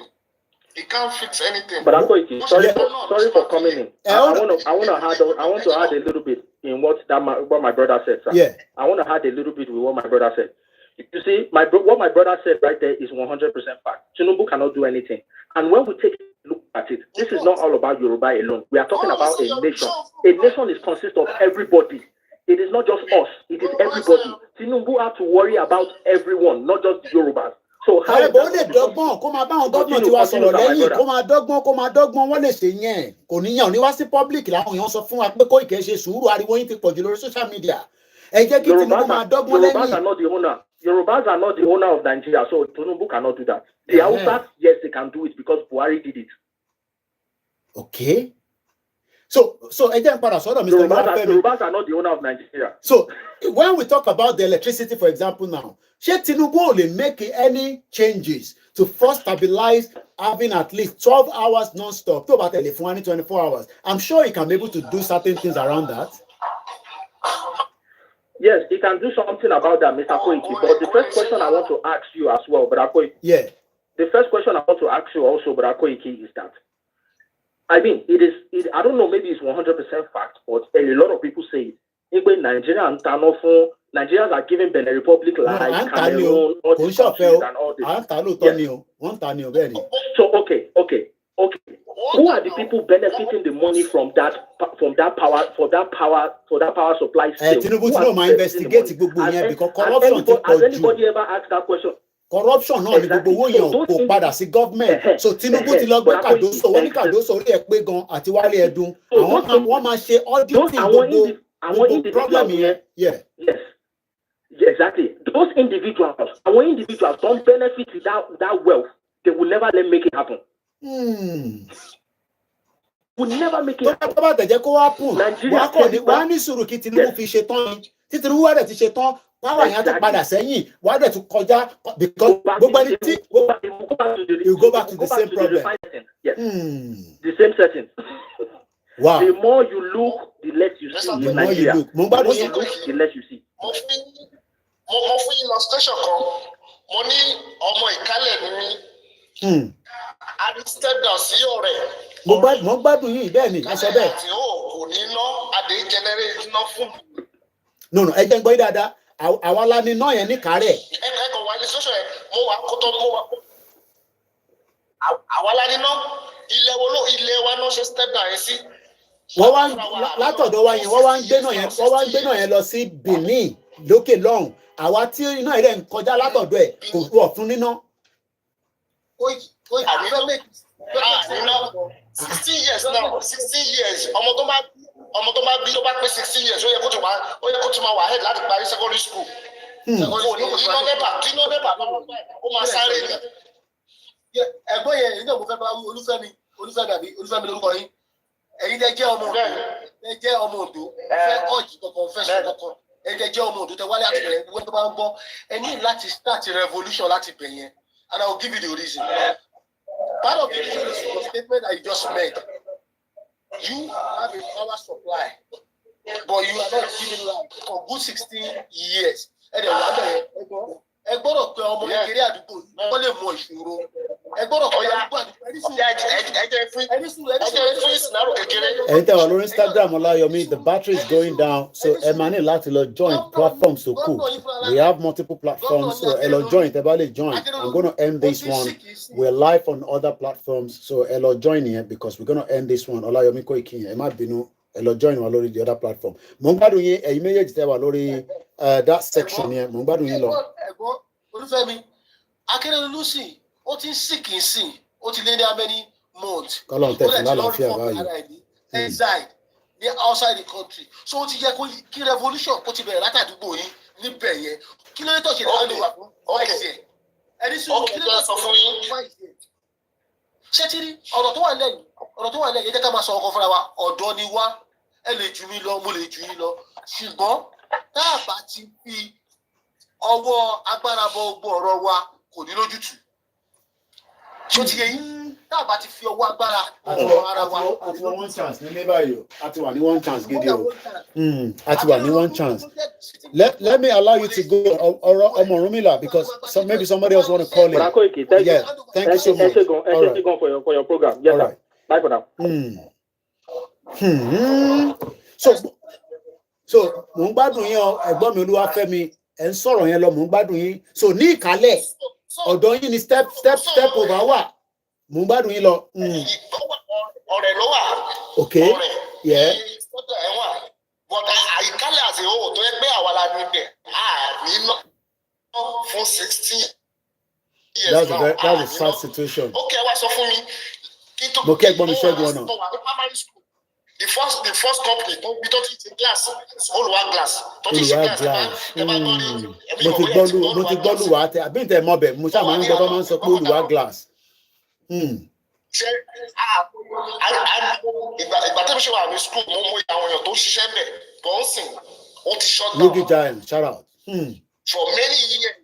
And every year the government dey wá délé bá ti campaign. Is it not a deliberate act? Gbogbo ta máa ń gbọ́ pé is a deliberate act. Gbogbo tí bàbá Awólọ́wọ̀ ṣe, wọ́n mọ̀ọ́mọ̀ pull it down. Wọ́n mọ̀ọ́mọ̀ destroy it. Even Ọbásanjọ́ bá ṣe gbọ́, wọ́n ló wà lára àwọn tó pull it down. The question now is, you've talked about many governors tí gbàgbé yẹn kọjá láti 1999. Ó ṣe pé wọ́n máa náà wọ́n ṣe project. Why are they refused to pull our people up? Ṣé àwọn northerners yẹn ni wọ́n ṣiṣẹ́ fún ni àbáwọ̀ àwọn Yorùbá ló ń ṣiṣẹ́ fún? Because mo rí Fáyẹmí nísìn tó ń complain nísìn bitterly. Everybody ṣiṣẹ́ fún àpárá ẹ̀. Wọ́n ṣiṣẹ́ fún àpárá ẹ̀. Àti Fáyẹmí o, anybody tó bá ti wà ní Nàìjíríà, àpárá wọn lọ ṣiṣẹ́ fún kó wọn ṣiṣẹ́ fún ará ìlú, wọn deliver. Èèyàn tó bá wà ní Nàìjíríà tó bá ti travel rè, wàá rò pé bóyá bí ẹbí oríwò ẹ̀ ṣe rí ní Nàìjíríà náà ṣe rí. Mo kẹ́gbọ́n mi ọ̀gbára. Tó wá sí sọ pé o kúrò o jáde kúrò ní aspect country. O wà á mọ̀ pé kò ń ṣe bó ṣe kìlélẹ̀. Nigeria is not working. Láti tọ́lọ́ ti bí mi ò jàǹfààní Nàìjíríà rí. Okay. Nothing is working in Nigeria and nothing will ever work. Ẹ jẹ́ ká gbọ́ látọ̀dọ̀ Mr. Lawrence. Ẹ̀yin náà tún agree. Ó dà pé gbogbo yín ti compromise lálẹ́ yìí o. Ṣé ẹ mọ̀ra yín rí ni because the same. Mr. Lawrence, ìrọ̀lẹ́ pa wọ́n ní something is working. Mo máa disagree pẹ̀lú gbogbo yín lálẹ́. Wọ́n ní something is working. Ó yẹ ṣàlàyé. À ń gbọ́ yín sà. Nàìjíríà ṣe rí àwọn tó bá yìí believe pé ìlú yẹn ṣì máa dáa. Just deceiving themselves. Wọ́n deceive ara wọn ni. Okay. Abẹ́ understand. À ń gbọ́ yín. Ìgò bẹ̀tà yìí àtìgbà tán ti pín mi náà ti ń pariwo ìgò bẹ̀tà. Wọ́n ní Tinubu máa jẹ́ kó bẹ́tà. Kò lè ṣe nǹkan, kò sí nǹkan tó lè ṣe. Kò kọ̀ síná lẹ́kọ̀ọ́ nígbà tó wá sí holiday nísìnyí but wọ́n ní Tinubu máa ń ṣiṣẹ́. Ó náà máa yọ 50 million Nigerians kúrò ní poverty in 3 years. Lórí irọ́. Ẹ máa jẹ́ ká tọrọ Mr. Koiki. Ó máa láwọn brain tó pọ̀, ó ní Kàdóso, ó ní Wálé Ẹdun, ó ní Bẹ́tú. Kódà Délé Aláké gan ṣiṣẹ́ lọ́wọ́lọ́wọ́ nísìn gbogbo àwọn tó fẹ́ jalè nínú mineral resources wa. Délé Aláké ti stop gbogbo wọn. Ó ní wọ́n sanwó fún government. Ó ní gbogbo royalty tẹ́kọ̀ san fún ìjọba wọ́n san. Gbogbo àwọn brain yẹn ti expire. Ó ti expire. Gbogbo àwọn brain tó ń sọ yẹn ó ti expire tipẹ́tipẹ́. Nigeria is not working. and it's not going to work. Nigeria is a three nation. So it is high time. Governor, deputy governor disagree pẹ̀lú yín bẹ́ẹ̀ yẹn o. Ẹ̀gbọ́n kan tó sọ bí àìṣe wọlé ni ẹ̀jẹ̀ nǹkan tí deputy governor of Lagos State sọ. Ó ní be a problem solver, Mr. Lawrence, not a complainer. Hamzat urged Nigerians.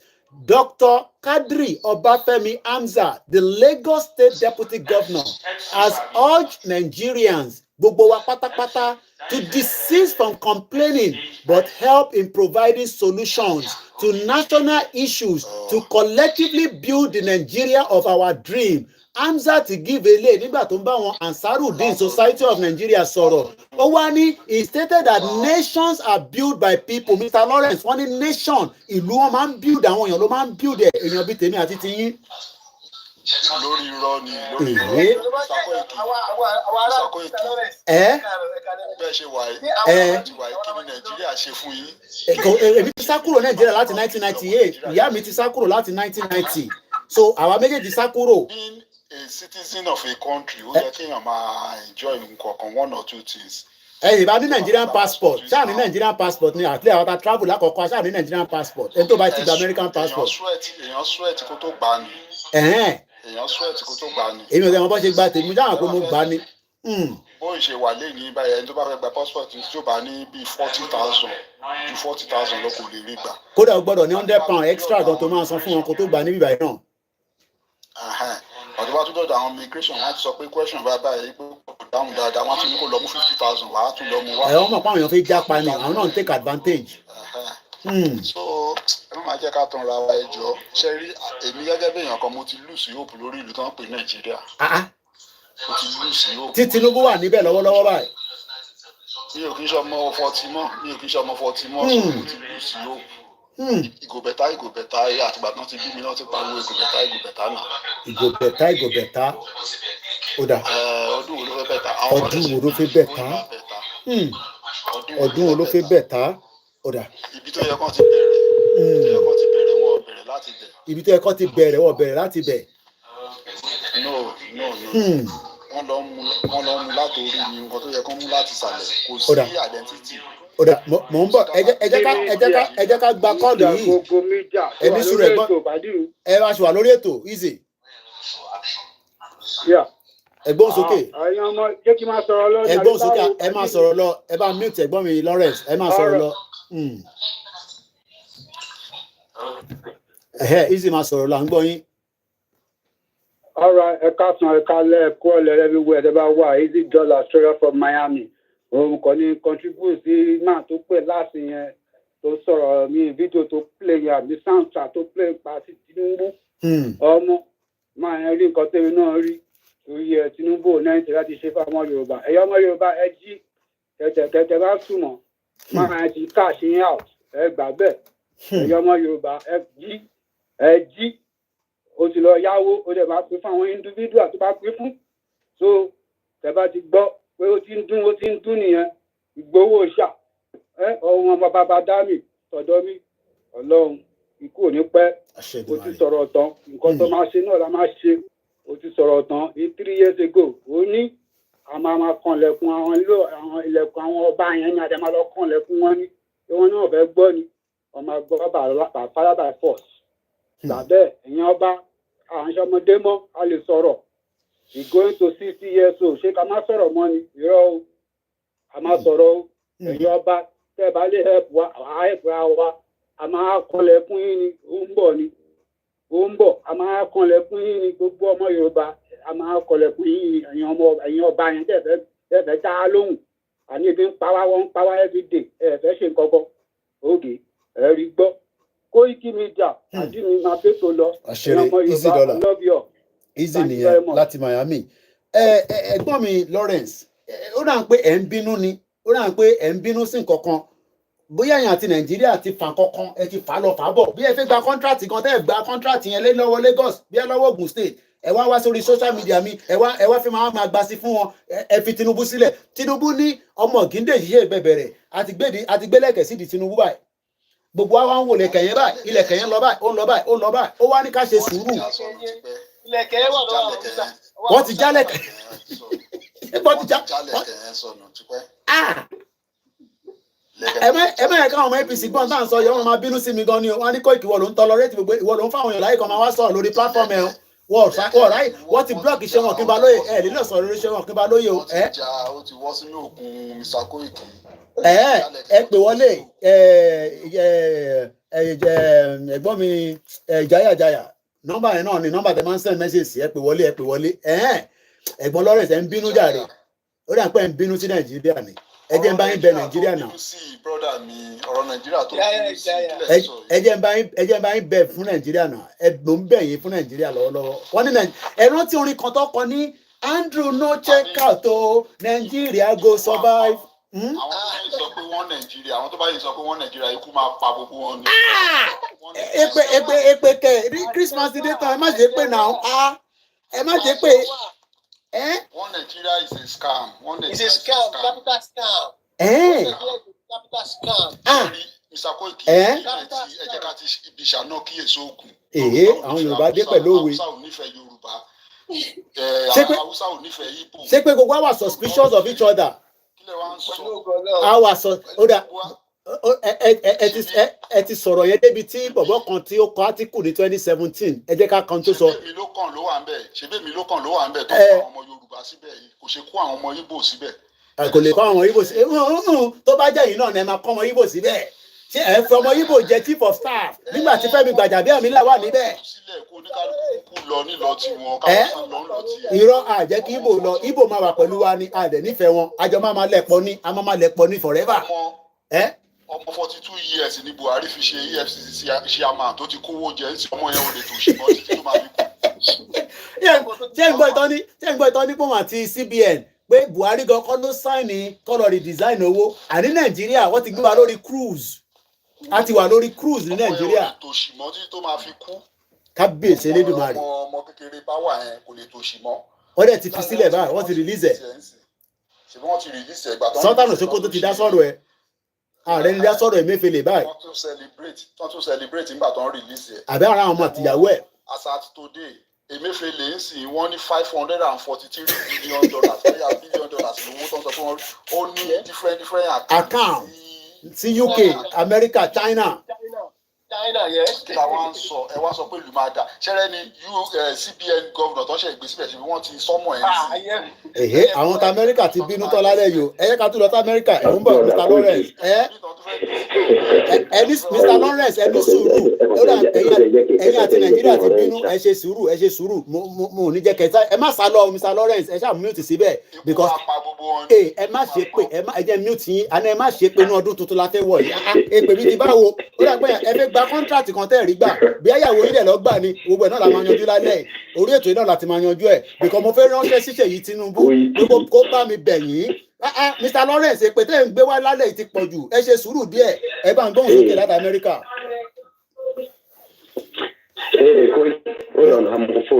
Mo wà pẹ̀lú ẹ kò tẹ̀ ń pààyàn lẹ́yìn ṣá èpè kọ́ ni Mr. Lawrence ṣe òótọ́ ọ̀rọ̀ náà sọ. ẹ wá ń support wọn kọ́ nìyẹn báyìí ẹ lọ́rọ̀ pé mo dẹ̀ nífẹ̀ẹ́ yín ẹ wá ń support wọn. Àwọn tó bá ti sọ pé àwọn bílíìfù ní Nàìjíríà àwọn ẹ̀ náà pè ní adọ́rùn mọ́tọ́. Àwọn èèyàn ládọ́rùn mọ́tọ́ kò sí tó jẹ́ bẹ́ẹ̀ scam ni. Ẹni tó bá lóun ní passport jẹ́ ẹ̀kan ayé nítorí ẹ̀ ṣe sísí láàbà ti jẹ́ pé ìwé ẹ̀jẹ̀ bá dé tẹ́ bá ti gbé gèyè lé wọn lọ. Mo travel níjọ́ kan ẹ bá rí màá gbé fáyà tí bàbá yẹn lọ gbé jáde mo fẹ́ máa kọ́kọ́ bàjà níbi àbí 5 years ago mo fẹ́ máa bàjà mo wá ń béèrè lọ́wọ́ ẹ̀ pé kí ló lọ́wọ́ kí ní ìfọ́ àṣẹ Nàìjíríà passport yẹn ni. Wọ́n mọ̀ pé habitant lọ́pọ̀lọpọ̀ yín ẹ̀ kì í ṣe citizen kò sí tó jẹ́ bẹ́ẹ̀ habitant lọ́pọ̀lọpọ̀ tẹ́ẹ̀ bá ti àwọn tó jẹ́ citizen ni àwọn politicians tó bá ní diplomatic passport lọ́wọ́ àwọn bí ọ̀sọ̀tà àwọn bí ẹrúfà àwọn citizens àwọn Dido Malaye àwọn Saraki ibẹ̀ lè lọ bí Saraki sí. Gbogbo èyí tó pè habitant ní torí àwọn tó ń rí lò yẹ àwọn ní citizen and tí wọ́n wo Tinubu kó bẹ̀rẹ̀ dọ̀la kó lọ kó Kàdósò àbíkílẹ̀ pé àtiwáyé Kàdósò ní orí ẹ̀ máa pé gan ọ̀nà kàwé gan. ok bórí ẹ̀ ṣe pé tó ìgbà tí Buhari kúrò bẹ́ẹ̀ ló ní dọ́là tó náírà bórí ẹ̀ ṣe pé tó kò ṣe dá dúró sójú kan tó wà àtòun àti wálé ẹ̀ bí wọ́n ṣe dá dúró kí ló dé tó ń gbogbo ẹ̀ kàn bọ́ wọn lọ́wọ́ wọ́n ń ṣiṣẹ́ lórí ó sọ fún yín pé kò sí solution ó ti sọ nínú speech yẹn pé I wish there were other ways but there's no other way. ó ti sọ fún yín pé ẹ má expect ẹni tí kò sọ́nà tó ń lè fi fún yín nílì àbí speech mi lọ fẹ́ gbé fún ni bí a speech mi lọ fẹ́ gbé fún Tinubu tó lọ gbé yẹn ní òfẹ́ ok ẹni tí agbára wà lọ́wọ́ ẹ̀ kó tún ayé wọn ṣe ó sọ fún wọn pé òun mọ ọ̀nà tó máa gbà sí àwọn kan dẹ̀ sí ní belief pé ó máa sì yanu fún wọn ṣé adọ́rùn mọ́tọ́ kọ́ làwọn yẹn adọ́rùn mọ́tọ́ ni wọ́n dey wasting their time and economy ti ẹ sọ pé àwọn company ti kúrò ń bẹ̀ wọ́n kúrò ń bẹ̀ ẹ sọ pé wọ́n fẹ́ sọ̀rọ̀ wọn alẹ́ country of 250 million people see large market what kind of large market tó jẹ́ pé over 240 are extremely poor is that a market? ẹ wo ẹ máa bẹ tó bọ yàrá. ẹ ṣe gan ni àwọn èèyàn ti bínú tán lálẹ́ yìí ẹ ṣe gan ni akópalẹ̀mọ́ ọdún inú fàájì náà làwa wà lọ́wọ́lọ́wọ́ níbí báyìí mò ń bọ̀ lọ́dọ̀ yẹn ẹ̀gbọ́n mi Lawrence because ó dà pé ẹgbẹ́ ẹ̀gbọ́n kan tí Tinubu sọ lẹ́ẹ̀kan ẹ̀yẹ́ ká tún jọ gbọ́. Fuel has gone up. Food and other prices have followed it. Households and businesses struggling. Things seems anxious and uncertain. I understand the hardship you face. I wish there were other ways, but there's not. Ẹ̀gbọ́n mi ìjáyàjáyà kí lẹ wí ẹ̀jẹ̀ ń pè yín ó náà ń pẹ́ iná fi bá wa dá sọ̀rọ̀ tó wà lálẹ́ yìí. Ẹ̀gbọ́n mi Kàdósò àwa à ń porúkọ yín àpè síbi à ń pè sí ti dáadáa ni ẹ bá wa stabilize dọ́là àtẹ̀tí wá bínú tán Kàdósò bá wa stabilize dọ́là wálé adó tó ti yá ni ìjáyà. Màá pè wọlé padà. Ọ̀dà ìjáyà sì bínú ó sì bísí lọ́wọ́. Ẹ jẹ́ n padà sọ́dọ̀ ẹ̀gbọ́n mi Lawrence ẹni mò ń wáìnì èmi ò wáìnì ṣé mi máa jẹ́ gẹ́gẹ́ tó ń ta wáìnì ni ìgbà tí mo sí ní Balógun tí mo rẹ̀ sí lọ́jọ́ so mo mà ti ń bá yín pé Kàdósò wàláì ọmọ bá mi gẹ́ẹ̀tì nọ́mbà Ṣèyí Tinubu ní sọ́fà ìpè tí bá ba sọ̀rọ̀ nísàn ọmọ Yorùbá máa ní Kóìkì má bá Ṣèyí Tinubu sọ̀rọ̀ kó má lọ kó gbóṣe lásẹ̀ o. gbogbo alamọ̀ tó tà fẹ́ sòótọ́ Nàìjíríà ò lè wọ́ọ̀kì mọ́. Nàìjíríà ò lè wọ́ọ̀kì mọ́. Méjì Tinubu mẹ́ta Tinubu ò lè tún Nàìjíríà ṣe nǹkan ti bàjẹ́ ẹ̀rọ àwọn tó wà bẹ́ẹ̀ bójúbójú ló ń ṣe é sìn. ṣé pé wọ́n ti damage Nàìjíríà gan-an.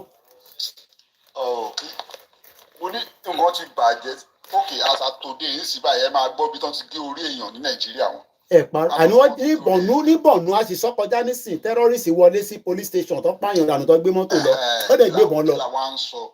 Kí la wá ń sọ àwọn olè lọ ń káyàn mọ́lé wọ́n ń géèyàn wọ́n rèpù wọ́n ń ṣe gbogbo ẹ̀ ó ń ṣẹlẹ̀ Nàìjíríà. Mo rí fídíò kan mo kódà àyà mi jágàn mi kàn lè post ẹ̀ sórí status wọ́n fá gbogbo sàlẹ̀ gẹ́ọ̀ yẹn wọ́n fá gbogbo ara ẹ̀ fá everything kí ló dé. Kí la ń sọ béèyàn lọ lé láti abroad yìí kó lọ lé nsì ẹni ẹ tí ò bá ṣe rẹ̀ ń jẹ́jẹ́ wọ́n á pásọ̀ ni.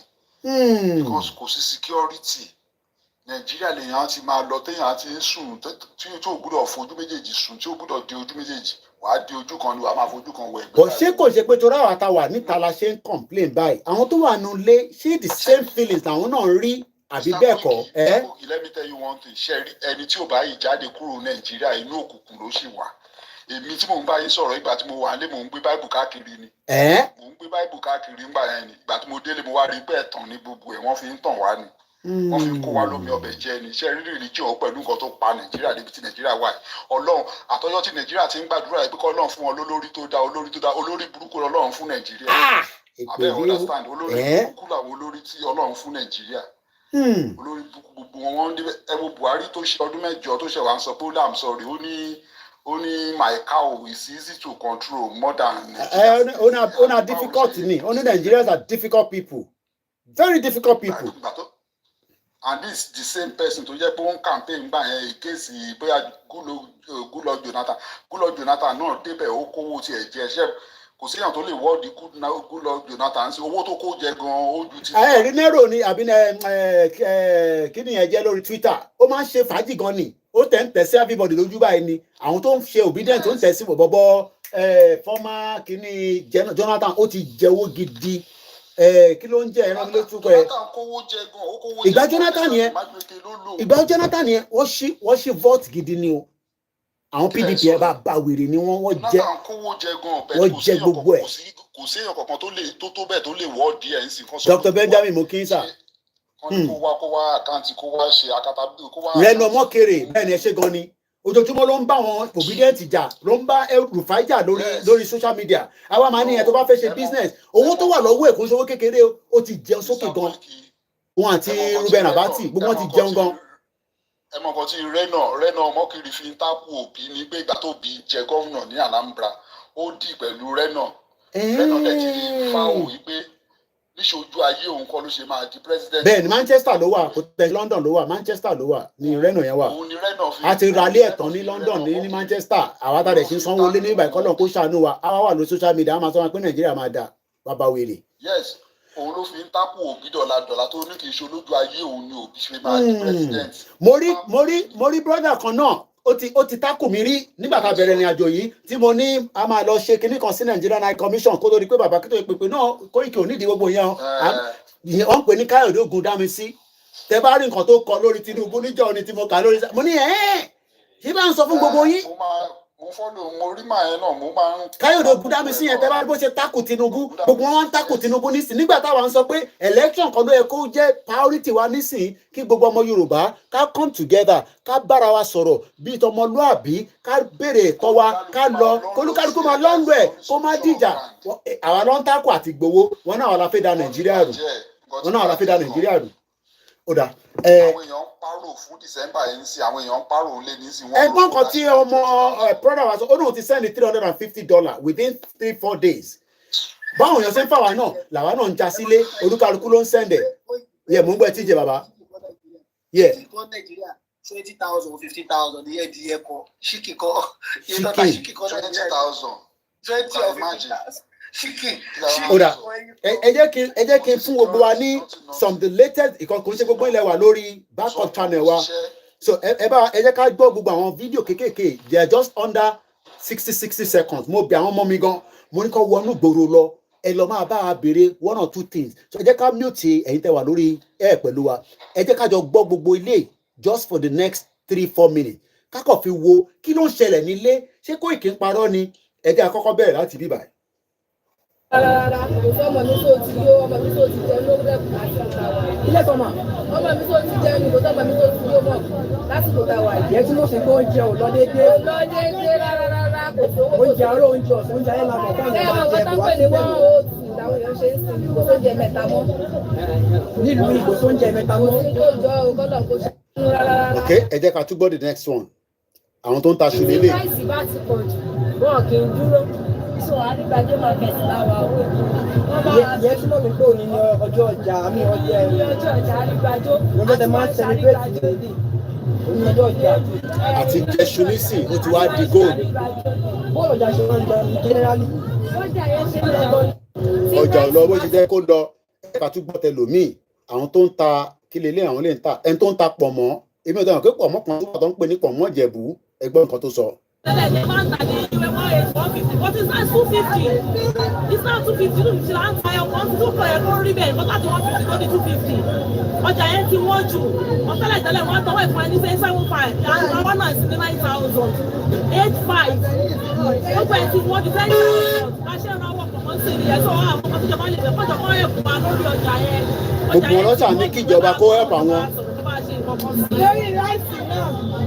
So àmọ̀ràn wà lẹ́wọ́n ní fún àwọn ọ̀dọ́ náà àti àwọn. Ẹ jẹ́ ká tún lọ gbọ́ ìmíì eléyìí kí làwọn ń tà ẹ jẹ́ àgbọn kan táwọn náà tó sọ. Àwọn ìjọba kan jọ àwọn èèyàn bí ń pa àwọn èèyàn kan òkò ẹni tó pọ̀ ló kọ̀ àbúrò ní kọ̀ wá òfò káwọn ìjọba wá jọ tí ó ń jẹ́ láti wà tí wọ́n wà lẹ́ kò sí náà kò sómi gbogbo ẹ̀ àkàn lọ́dún. ṣẹ̀gbọ́n kan tó sọ wọ́n ní tíná bá wà kò síná kò sómi ẹ jẹ́ àgbọn kan tí ìyá yẹn tún sọ ẹ jẹ́ ká lè wọ́n ẹ̀ padà.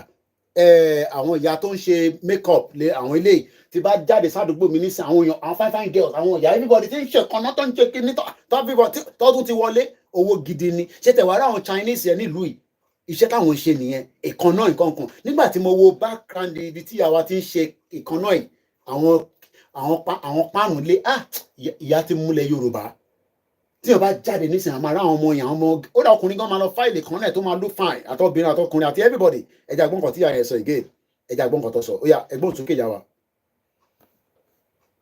ẹja gbọ́n kan tó sọ ẹja ń padà sẹ́yìn òun dà ó yá ẹja kó padà ó yá ẹgbọ́n sókè kí ló ṣe ọ́dìò ẹ̀ kí ló ṣe ọ́dìò tó ti kí ló ṣe ọ́dìò ẹ̀ ṣé látọ̀dọ̀ mi ni àbí láti bo ẹja tú yọ kúrò ẹjẹ ń dá padà problem every day.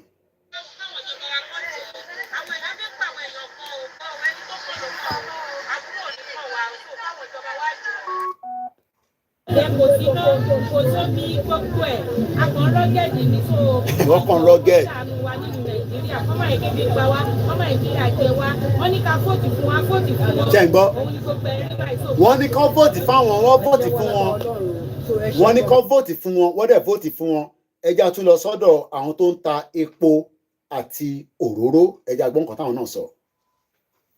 1,300 naira omi ata lẹ́gbẹ́ ìyàtọ̀ yẹn pọ̀ nílà ẹ̀wọ̀n àtàìsíta ìdílé epo yẹn ata ní 5,000 títòróró ata ní 7,500 ẹni pé ó yàtọ̀ síra wọn. àmọ̀ràn wọn lè wá ní fún àwọn ìjọba because ní agbọ́n ní pé àwọn ìjọba nísìnyí wọ́n ní pé wọ́n give order láti lè reduce owó mọ́tò tó gbé àwọn kan lọ ní. Tẹ́ bá fẹ́ wo gbogbo àwọn fídíò tá à ń ṣe ẹ lọ sí orí péjì wa ẹ rí dáadáa níbẹ̀ ẹ farabalẹ̀ kò sí lórí KOIKIMEDIA ó wà lórí backup channel ibẹ̀ lọ tí ń upload ẹ̀ sí ẹ jẹ́ ká tún wá gbọ́ àwọn tí nǹkan táwọn ìyá yìí náà sọ ẹ já gbọ́ látọ̀dọ̀ wa ìyá wa yìí again. ìgbẹ́ mélòó ni ṣe àṣẹ ń ta 1,000. èwo lẹ́yìn tà yìí. wọ́n ń ta kókò gàrí. eléyìí kọ́ tó ohun lẹ́yìn tà tó kílẹ̀ ní bá a sọ lórí rẹ̀. ọgbẹ́ yóò ti lágbára ju gbogbo wọ́n tà mú lọ tẹ́lẹ̀ ká ní ìtajà púpọ̀ ní ìsìn níbi tó gbé wọ́n lé kọ̀ọ̀rọ̀ àkọ́kọ́ náà akọ̀rọ̀ rárá má lè jẹ́ ká má jókòó lásán ni. wọ́n kọ̀ rọra manager máa pe Bishop Adesina nísìn because a ṣe ń feel pé there is problem naira scarcity ẹ jẹ́ ká gbọ́ bí àwọn ìyá wa mẹ́ta sí lẹ́yìn yẹn àgbà kọlù Bishop Adesina àtàwọn tó bá sì fẹ́ pé ẹja tún gbọ́ lọ́dọ̀ ìyá wa yìí.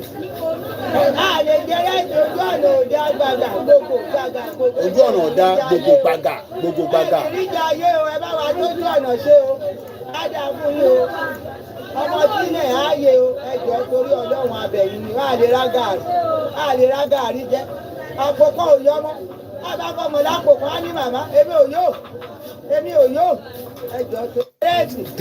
These are not old video. Iṣẹ́ tí àwọn ọmọ yẹn tí mo ní kọ́ lọ́ máa ṣe nísìn kákọ̀ get the feelings of our people on the ground ẹja gbọ́ látọ̀dọ̀ ìyá yìí kó wá ku ìyá ẹyẹ kan sí òkè ó dà pé àwọn èèyàn fi pè ní láì ní ló ṣe ń stop lẹ́ǹkan ẹ má bínú mo ṣàwọn pé kí ló ń freeze ẹ jẹ́ ká lọ sọ́dọ̀ bàbá wa ẹ ló kọ́là ẹgbọ́n òsókè ẹ ti wà lórí ètò KOIKIMEDIA níbi tá a ti ń bẹ́ ètò lọ látẹ̀ẹ̀kan ẹ jẹ́ ń mú mi sí nǹkan tá a ti ń bá bọ̀ látẹ̀ẹ̀kan ẹ káàbọ̀ sà ọjọ́ kan pẹ̀lú sà.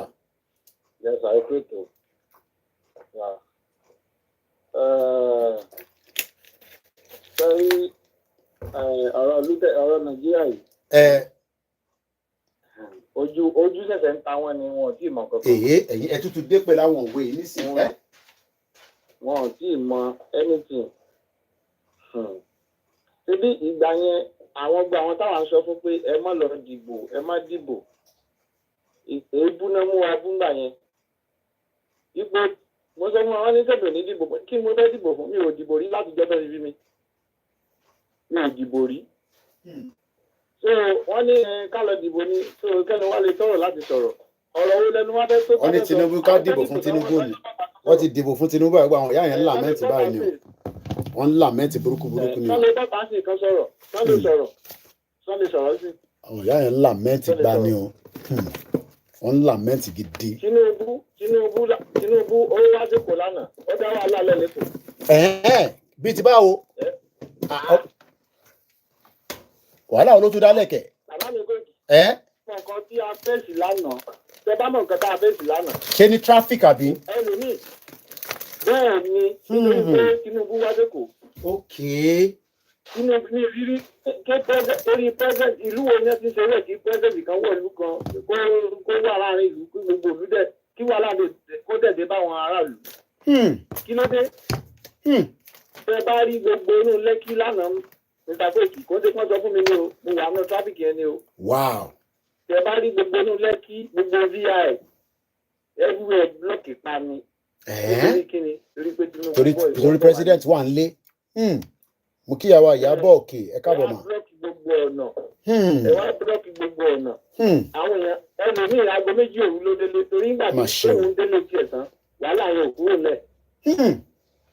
Wàhálà yẹn kò kúrò lẹ̀. Ẹ bọ̀ kí ló dé tí ṣé wọ́n lè ṣe helicopter kan máa gbé tó anyway náà àwọn convoy oríṣiríṣi tó máa tẹ̀lé lẹ́yìn kankan because helicopter lè gbé òun dé iwájú ẹgbẹ́ ilé gangan náà.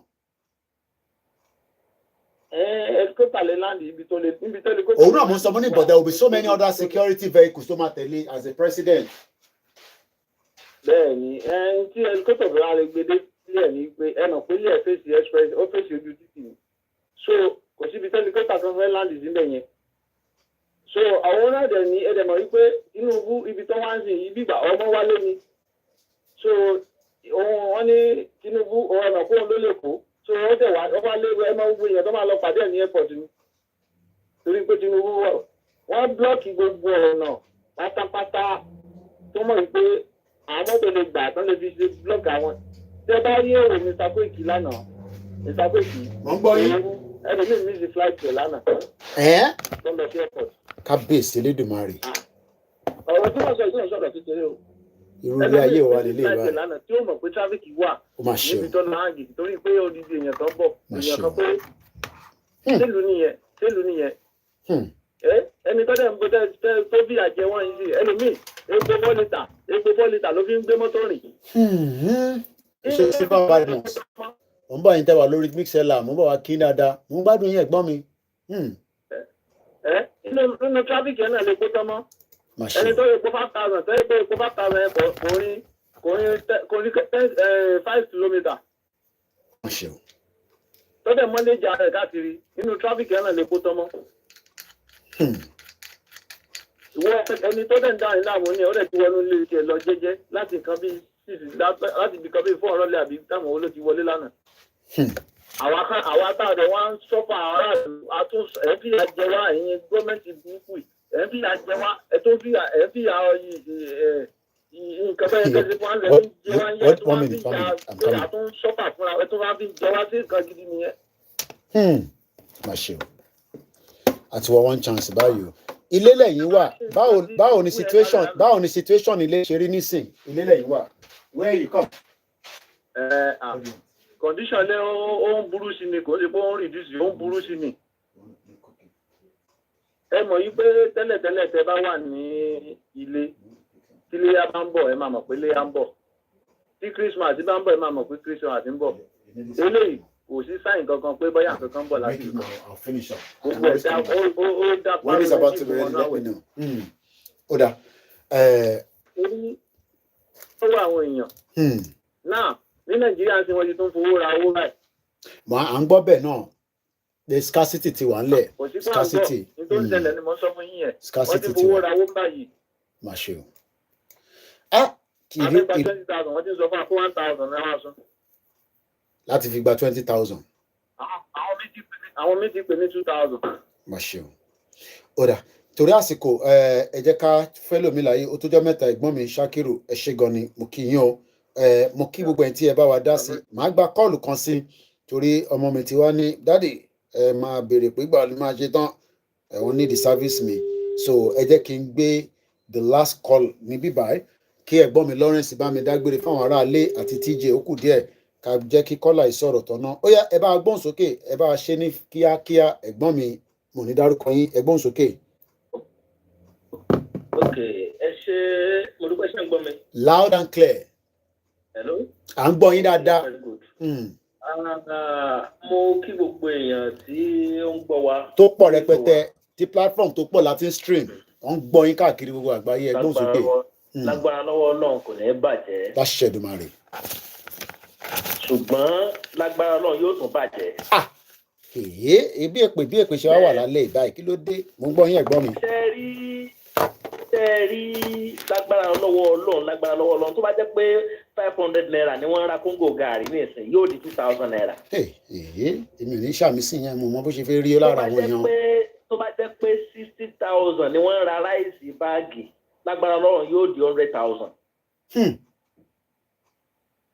bẹ́ẹ̀ ni mo sọ torí pé a ti kékeré a ti sọ̀sọ̀sọ̀sọ̀ àwọn èèyàn ò gbọ́ ẹni yóò dá ẹni yóò ṣe even gan bó bẹ́ bí Tinubu bá ṣe nǹkan tó bá ṣe sílẹ̀ tó bá padà lu ọdún mẹ́jọ ó ní àtúntò ní mo tó ń sọ fún yín o tí Tinubu bá lu ọdún mẹ́jọ ó ṣe é lẹ̀ fún àwọn ìwà kò tó bàjẹ́ tó fún àgbo àwọn èèyàn lọ ni.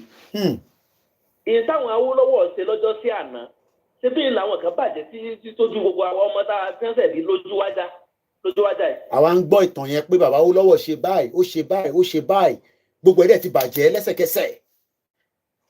ẹskísà gbogbo àwọn ilé iṣẹ́ gbogbo àwọn companies tó wà nílẹ̀ Yorùbá èwo lẹ́rí tó exist mọ́ àṣírí wà bẹ́ẹ̀. àṣírí wà bẹ́ẹ̀ kò lè exist kò lè ṣiṣẹ́ tí àbádá òun padà fún lóun kò lè ṣiṣẹ́. bí then ẹ jẹ́ kí n wá sọ kí ní kan fún gbogbo àwọn tí gbogbo everybody tí ó dìde sí tí wọ́n sọ pé kí ní báyìí sí ó ní bí èèyàn ò bá lè wọ́n ní wọ́n mọ̀ pàwọ́ kan pé ìlẹ̀wà kú kan ò lè joyè ilé bàbá rẹ̀. àfẹ́kú àfẹ́ ṣe kí ní kan àfẹ́ lápá díẹ̀ ṣé ọ̀kọ̀ọ̀kan nu wò mọ́ kú báyìí. ṣé ọ̀kọ̀ọ̀kan nu wò má kú báyìí òdodo ọ̀rọ̀. ọ̀kọ̀ọ̀kan kú àwọn èèyàn ó kú. òdodo ọ̀rọ̀. ikú táwọn èèyàn fẹ́ kú ìwọ̀n ó kú. àwọn ọmọ tí à ń sọ yìí ó padà jẹ wọ́n. wẹ́ẹ́ nígbà tí wọ́n fẹ́ ṣe ẹlẹ́sàn yìí mo ń sọ fáwọn èèyàn mo ní tẹ́ bá dìbò fún Tinubu mo ní epo máa padà di 700 naira. èmi fúnra mi ní sọ mo ní epo máa di 700 naira. àwọn èèyàn ní irọ́ ni mo ní àwọn èèyàn kọ̀ọ̀kan ní around mo tiẹ̀ láwọn kan tó jẹ́ pé presently báyìí àwọn gan-an àti rínú àwọn èèyàn wa tá a sọ fún gbà náà lọ́nà tó jẹ́ pé Nàìjíríà ti àpọ̀ sí wọn báyìí a dúpẹ́ lọ́dọ̀ Ọlọ́run pé Ọlọ́run tiẹ̀ kó àwọn kan yọ àwọn tó sì bá lọ náà bá lọ náà. ṣùgbọ́n bẹ́lẹ́sẹ̀ bá ń jìyà olódodo máa fara gbà kò sọ́gbọ́n ẹ̀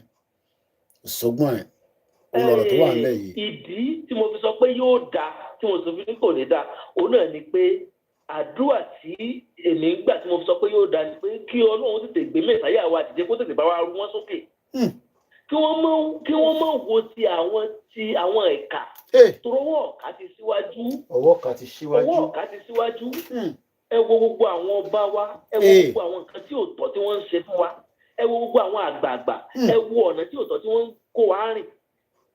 ẹ wo gbogbo àwọn tí wọ́n mú wa lọ ẹ wo gbogbo tí ò tọ́ tí wọ́n mú wa ṣe bí èyí tá à ń sọ ìbálẹ̀ sí gbogbo àwọn èèyàn níyè lákòókò yìí kí ẹ jẹ́ àpawọ́pọ̀ ká dìde kí á gbára wa. torí bí ó ṣe ń bá a lọ Mr. Koiki mi ìlé parọ́ fún yín White Lion mi ìlé parọ́ fún yín ẹ wo rẹ́rẹ́ ń rún o. rẹ́rẹ́ ń rún ẹnìkan ló mọ̀ rẹ́rẹ́ ń rún. àwọn tó wà nílé ẹni tó ń sọ̀rọ̀ yìí àkànfí máa disclose ẹni tó ń àwọn gbòógì àwọn wà nílé wọ́n mọ tó ń lọ mo kàn fi disclose orúkọ rárá tá a dẹ̀ fi disclose wọ́n mọ tó ń lọ o ẹ má ṣeré o ilé làwọn wà àwọn tó ń sọ̀rọ̀ yìí ṣe pé àwọn tó pàwọn táwọn aláàbúrò ọ̀rá lè máa dẹ́nu inú ilé làwọn ilé wà wọ́n wà nínú ilé confam inú ilé gangan ní Nàìjíríà nílẹ̀ Yorùbá. ibi tí mo fẹ́ mọ̀rọ̀ lọ lẹ́sẹ̀ sọ yẹn torí àwọn dáàdì kan sọ̀rọ̀ lẹ́ẹ̀kan pé àwọn torí pé àwọn táwọn wà ní outside the country wípé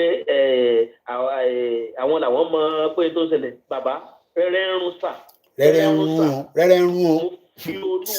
mo fi olúwa sẹ́ni àwa náà ń jẹ́nu yọ̀ ọ́n kò sí ìgbà tá a fẹ́ ṣe sí. má ṣe o. àwa náà ń jẹ́nu yọ̀ wá àtijọ́ máa jẹ́ lọ ní ibi abájẹ́ dé tẹ̀mí wá bá ti bọ́ ọlọ́run àná wa bí Ọlọ́run bá dá wọn ọmọ wa sí tó bí Ọlọ́run bá dá wọn sí mo mọ̀ pé lágbára Ọlọ́run lọ́jọ́ lájú Ọlọ́run ó gbalẹ̀ wa fún wa. Aṣẹ́dùmarè. èmi ò ìmọ̀ nǹkan tí a tó fẹ́ sọ mọ́ ìmọ̀ nǹkan tí a fẹ́ ṣe mọ́. rẹ́rẹ́ ń rún lé o rẹ́rẹ́ ń rún o. ẹ wò náà. kò ń ṣe bí ẹ̀fẹ̀ tá à ń ṣe látẹ̀kan rẹ́rẹ́ ń rún o. rẹ́rẹ́ gidi ń rún gidi ni o. tí ẹ sọ ò wá ń sọ pé àwọn tó bá fẹ́ lọlé kí ẹ máa gbé wọn ní kí ẹ máa gba 50% owó mọ́tò lọ́wọ́ wọn báwo ni ẹ̀yin náà wò náà wọ́n ti ń parọ́ fún wa látọ̀dún yìí wá wọ́n ti ń parọ́ fún wa látọ̀dún yìí wá ẹ̀ ń gbà ẹni á máa gbàdúrà yóò dá sórí àwọn ìsá ẹ má jẹ́ sọ̀rọ̀ ẹ ṣé gan ẹ̀gbọ́n mi àní dààmú adẹ̀ tí ń dààmú inshallah. Ẹ máa fi àdúrà ràn àwa tó rà wà nílé ẹ máa fàdúrà ràn wá lọ o. Tọ ibi tẹ́mi wa tó bá kù dé tẹ́ ẹ fi dé bá wa ń bẹ̀ so Ọlọ́run ṣàánú wa. Ẹ ṣé gan ni salamu alaikum.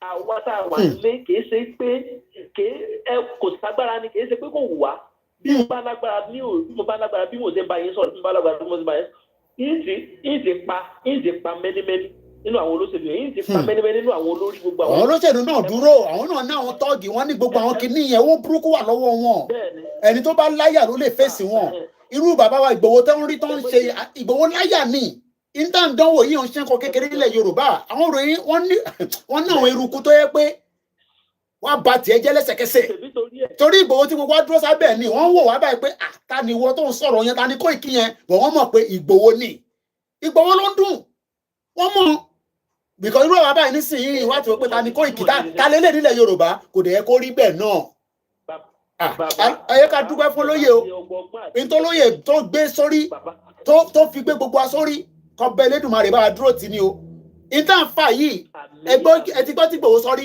ìtàn fà yìí ò ń ṣe nǹkan kékeré àwọn tá ń bá fa kínní yìí wọ́n deadly ni wọ́n ready láti àwọn ikú ò ń ṣe nǹkan kan fún wọn ń pààyàn ṣeré ni orí kòkòrò àárí orí ẹ̀ títí dọ̀la wọ́n gé orí ẹ̀ lọ́nì wọ́n fi send message sí wa ni pé ta lẹ́yìn wọ́n gé orí kòkòrò lọ́nì nígbà tí olóyè ṣe wà ní Bẹ̀nẹ̀ níbi tó wà tó fún wọn sí níjọ́ náà lọ́hùn. ìtàn àfààyàn ṣe kan kékeré o.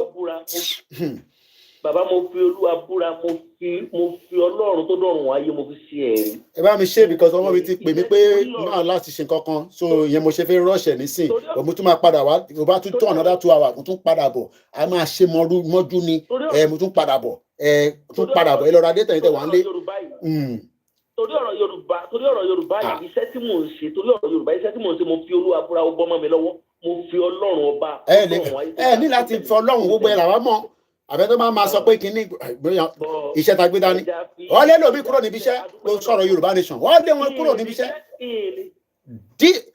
John ní Nàìjíríà John ní ẹ ṣé gan ẹ̀gbọ́n mi jẹ́ n fínlẹ̀ ẹ ṣé gan ni thank you so much ẹ ṣé gan ni àwọn tó sọ̀rọ̀ tán yẹn kò ní sọ̀rọ̀ tán rárá ẹ bá bínú ẹ̀ tẹ́ fẹ́ pé ọmọ mi ní ìpín fáwọn láti lọ ṣe nǹkan kan so but tí bá fún láàyè just one minute ẹ kàn bá mi ṣe briefly ni ìyá wa máa cut in after 1 minute because ọmọ mi ti wá bẹ̀ mí nísìnyí pé kí n jọ ó fẹ́ kí n máa pink kankan mo dẹ̀ ní láti respond ẹ bá ṣe ní just 1 minute ẹ má bínú. ẹ̀lẹ́kalẹ̀ ẹ̀kú ètò. ẹgbọ́n sókè straight 1 minute ẹ jọ ẹ kalẹ́ mà. ẹni tó bá ti ní Nàìjíríà máa da ó ti kú wọn tí ì sí o. Nàìjíríà ò lè dá mọ́. kán pín Nàìjíríà ní kólúkálùkù máa lọ. kólúkálùkù máa lọ. gbogbo àwọn tó wà Nàìjíríà wọ́n ẹ̀ṣẹ̀ bẹ̀rẹ̀ ni wọ́n jẹ nọ́sẹ̀nsì yá ti sọ fún wọn ọ̀dà wọn lọ́wọ́ èmi ò pìtì wọn Nàìjíríà èmi ò pìtì wọn èmi bàtà sọ bọ́ ṣe náà rèdí tẹ̀lé àwọn politician wọ́n rèdí tẹ̀lé wọn ni. wọ́n mọ̀ ní wọ́n ti mọ̀ ní sìn wọ́n ti mọ̀ ní sìn. wọ́n ṣẹ̀ṣẹ̀ bẹ̀rẹ̀ yà ni wọ́n á jẹ nọ́sẹ̀nsì àbáṣàdìyà torí àti sọ pé kọ́ máa lọ dìbò bọ̀ wọn ọ̀dà wa lò wọ́n náà wà la fẹ́ dà lúrú. àwọn la fẹ́ dà lúrú mélòó ní ìran ni tó fẹ́ dà lúrú ṣé mo ní sójà tó fẹ́ fi dà lúrú ẹ ṣé gan nìyá wa ẹ má bínú a tún padà bọ̀ lálẹ́ in another 2 hours ẹ bá padà wá kọlù náà la máa fi ṣe the last person Mr. Tim 1 minute náà ni ọlágbó là ń jẹ ẹ má kí n tún lọ sẹ́rí àyẹn rárá ẹgbọ́n sókè 1 minute ẹ̀gbọ́n mi ọmọ yín ti wá bẹ̀ mí gan níbí báyìí pé kí n jọ mo gbọ́dọ̀ lọ bá pick nǹkan kan straight away nísìn ó yá ẹ bá wa ṣe ní 1 minute. ṣe pé ẹ fẹ́ mẹ́nu lé ọ̀rọ̀ owó tó scarce yẹn náírà scarcity ọ̀rọ̀ owó gbà. ṣe rí POS tán introduce yẹn fẹ̀kọ̀tẹ́lẹ̀ káàmù ni. kò sẹ́ni tó mọ̀ yẹn. ní ìlú ẹ ṣe máa ta local currency fún àwọn aráàlú again. ṣé tí wọ́n wá ṣe kinní kan Nàìjíríà tí mo lọ last gbogbo cash machine tó wà ní gbogbo àdúgbò níwájú bank gbogbo wọn ATM yẹn ò ní ṣiṣẹ́. ọ̀wá ti gbówó yẹn fáwọn ní POS. sọ́ṣọ́ wá dúró síbẹ̀ yẹn. bẹ́ẹ̀ni ẹ máa wò kọ́ ṣẹ́rí ṣọ̀rẹ́ pé aráàlú òyìnbó èmi pé a mo fẹ́ gba ṣe pé ìkọ́tọ́ máa ń fáwọn èèyàn náà níbi àbí 10,000-20,000 àwọn èèyàn ń gbà 5,000 10,000 pé ní aráàlú òyìnbó bó ṣe débẹ̀ mo fẹ́ gba bí 200,000 owó ńlá nìyẹn something thousand ṣá ọ̀gá ó dẹ̀ sáré wọnú báǹkì lọ báyìí ó dẹ̀ sáré wọnú báǹkì lọ kò ló ìṣẹ́jú kò ló 2 minutes ó gbówó yẹn jáde. so wọ́n jọ mọ̀ pẹ̀lú gbogbo àwọn báǹkì. tẹ bá lọ sí pépà tèmi CBN sọ the same thing pé wọ́n ń collude ni àwọn bank àti POS CBN sọ ṣẹ́rí Nigeria is a corrupt country and to wipe it up is going to be very very difficult so ìnòyìnjẹ́ sọ yẹn CBN sọ láàárọ̀ yìí ẹ ṣé gan ẹ̀gbọ́n mi Mr. T thanks so much mo kí gbogbo alẹ́ nǹkan ṣe má bínú ẹ̀yin tẹ́ wà lórí TikTok ẹ kò bá mi ṣe 30 seconds kí n fi close the broadcast yẹn ọmọ yẹn tún gbọ́dọ̀ sọ̀kalẹ̀ kó wọ́n ní dáadáa múlẹ̀ tí wàá bá mi lẹ́ǹkan náà ẹ̀gbọ́n mi Lawrence ẹ bá wa kí gbogbo àwọn ará ilé 30 seconds ká tó máa lọ tẹ́ bá ṣì wà níbẹ̀ ẹ bá kí àwọn ará ilé 30 seconds. ẹ ṣé gan ni Mr. Koiki. Thank you so much. ṣẹ́rí iye Nàìjíríà bí a ṣe bí oníkálukú ṣe máa ń lọ ńlọ ẹ̀ ló yẹ káwọn èèyàn máa sọ ọ́ sí kán má tẹ̀ máa sọ pé ó ì máa da àwọn tó bá yìí sọ pé ó ì máa da wọ́n ń ṣe ńlá ni. wọ́n ṣe ńlá ni wọ́n ṣe ńlá ni àlá tí ò dẹ̀ lè ṣẹ àlá tó lè ṣẹ ok because ó ń bàdì oníkálukú wọn tó ń wà ní gọ́ọ̀mẹ̀ntì sí wọ́n ń débẹ̀ wọ́n ń jẹ tiwọn wọ́n ń lọ ni. chop and chop ni bó ṣe máa rí ni chop and chop ni. àwọn tó ti jẹ tiwọn sẹ́yìn kò sí kọ́tọ́ fi wọ́n ṣe náà. ok lágbára Ọlọ́run gbogbo owó àbàṣà tó ń.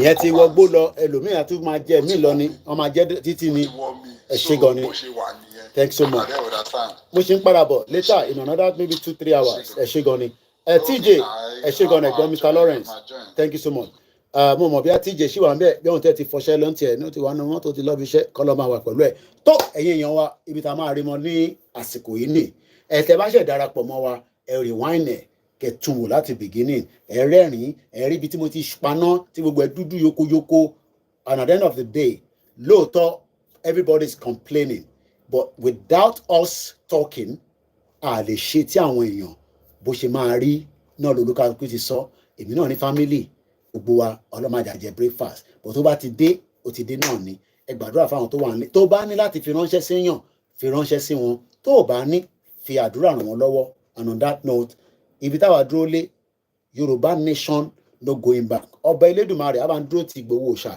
ẹrù tó gbé sórí kò ń ṣẹrù kékeré rárá a dúró ti bàbá Akíntóyè àti gbogbo àwa tí a yé ta bò wọ́n pé a ní fi wọ́n sílẹ̀ ẹran táwọn ọmọ Ìgbò wọ́n protect Professor Okedeji kọ́ má bàa pa bó ṣe máa rí nìyẹn one love one love one love bye for now.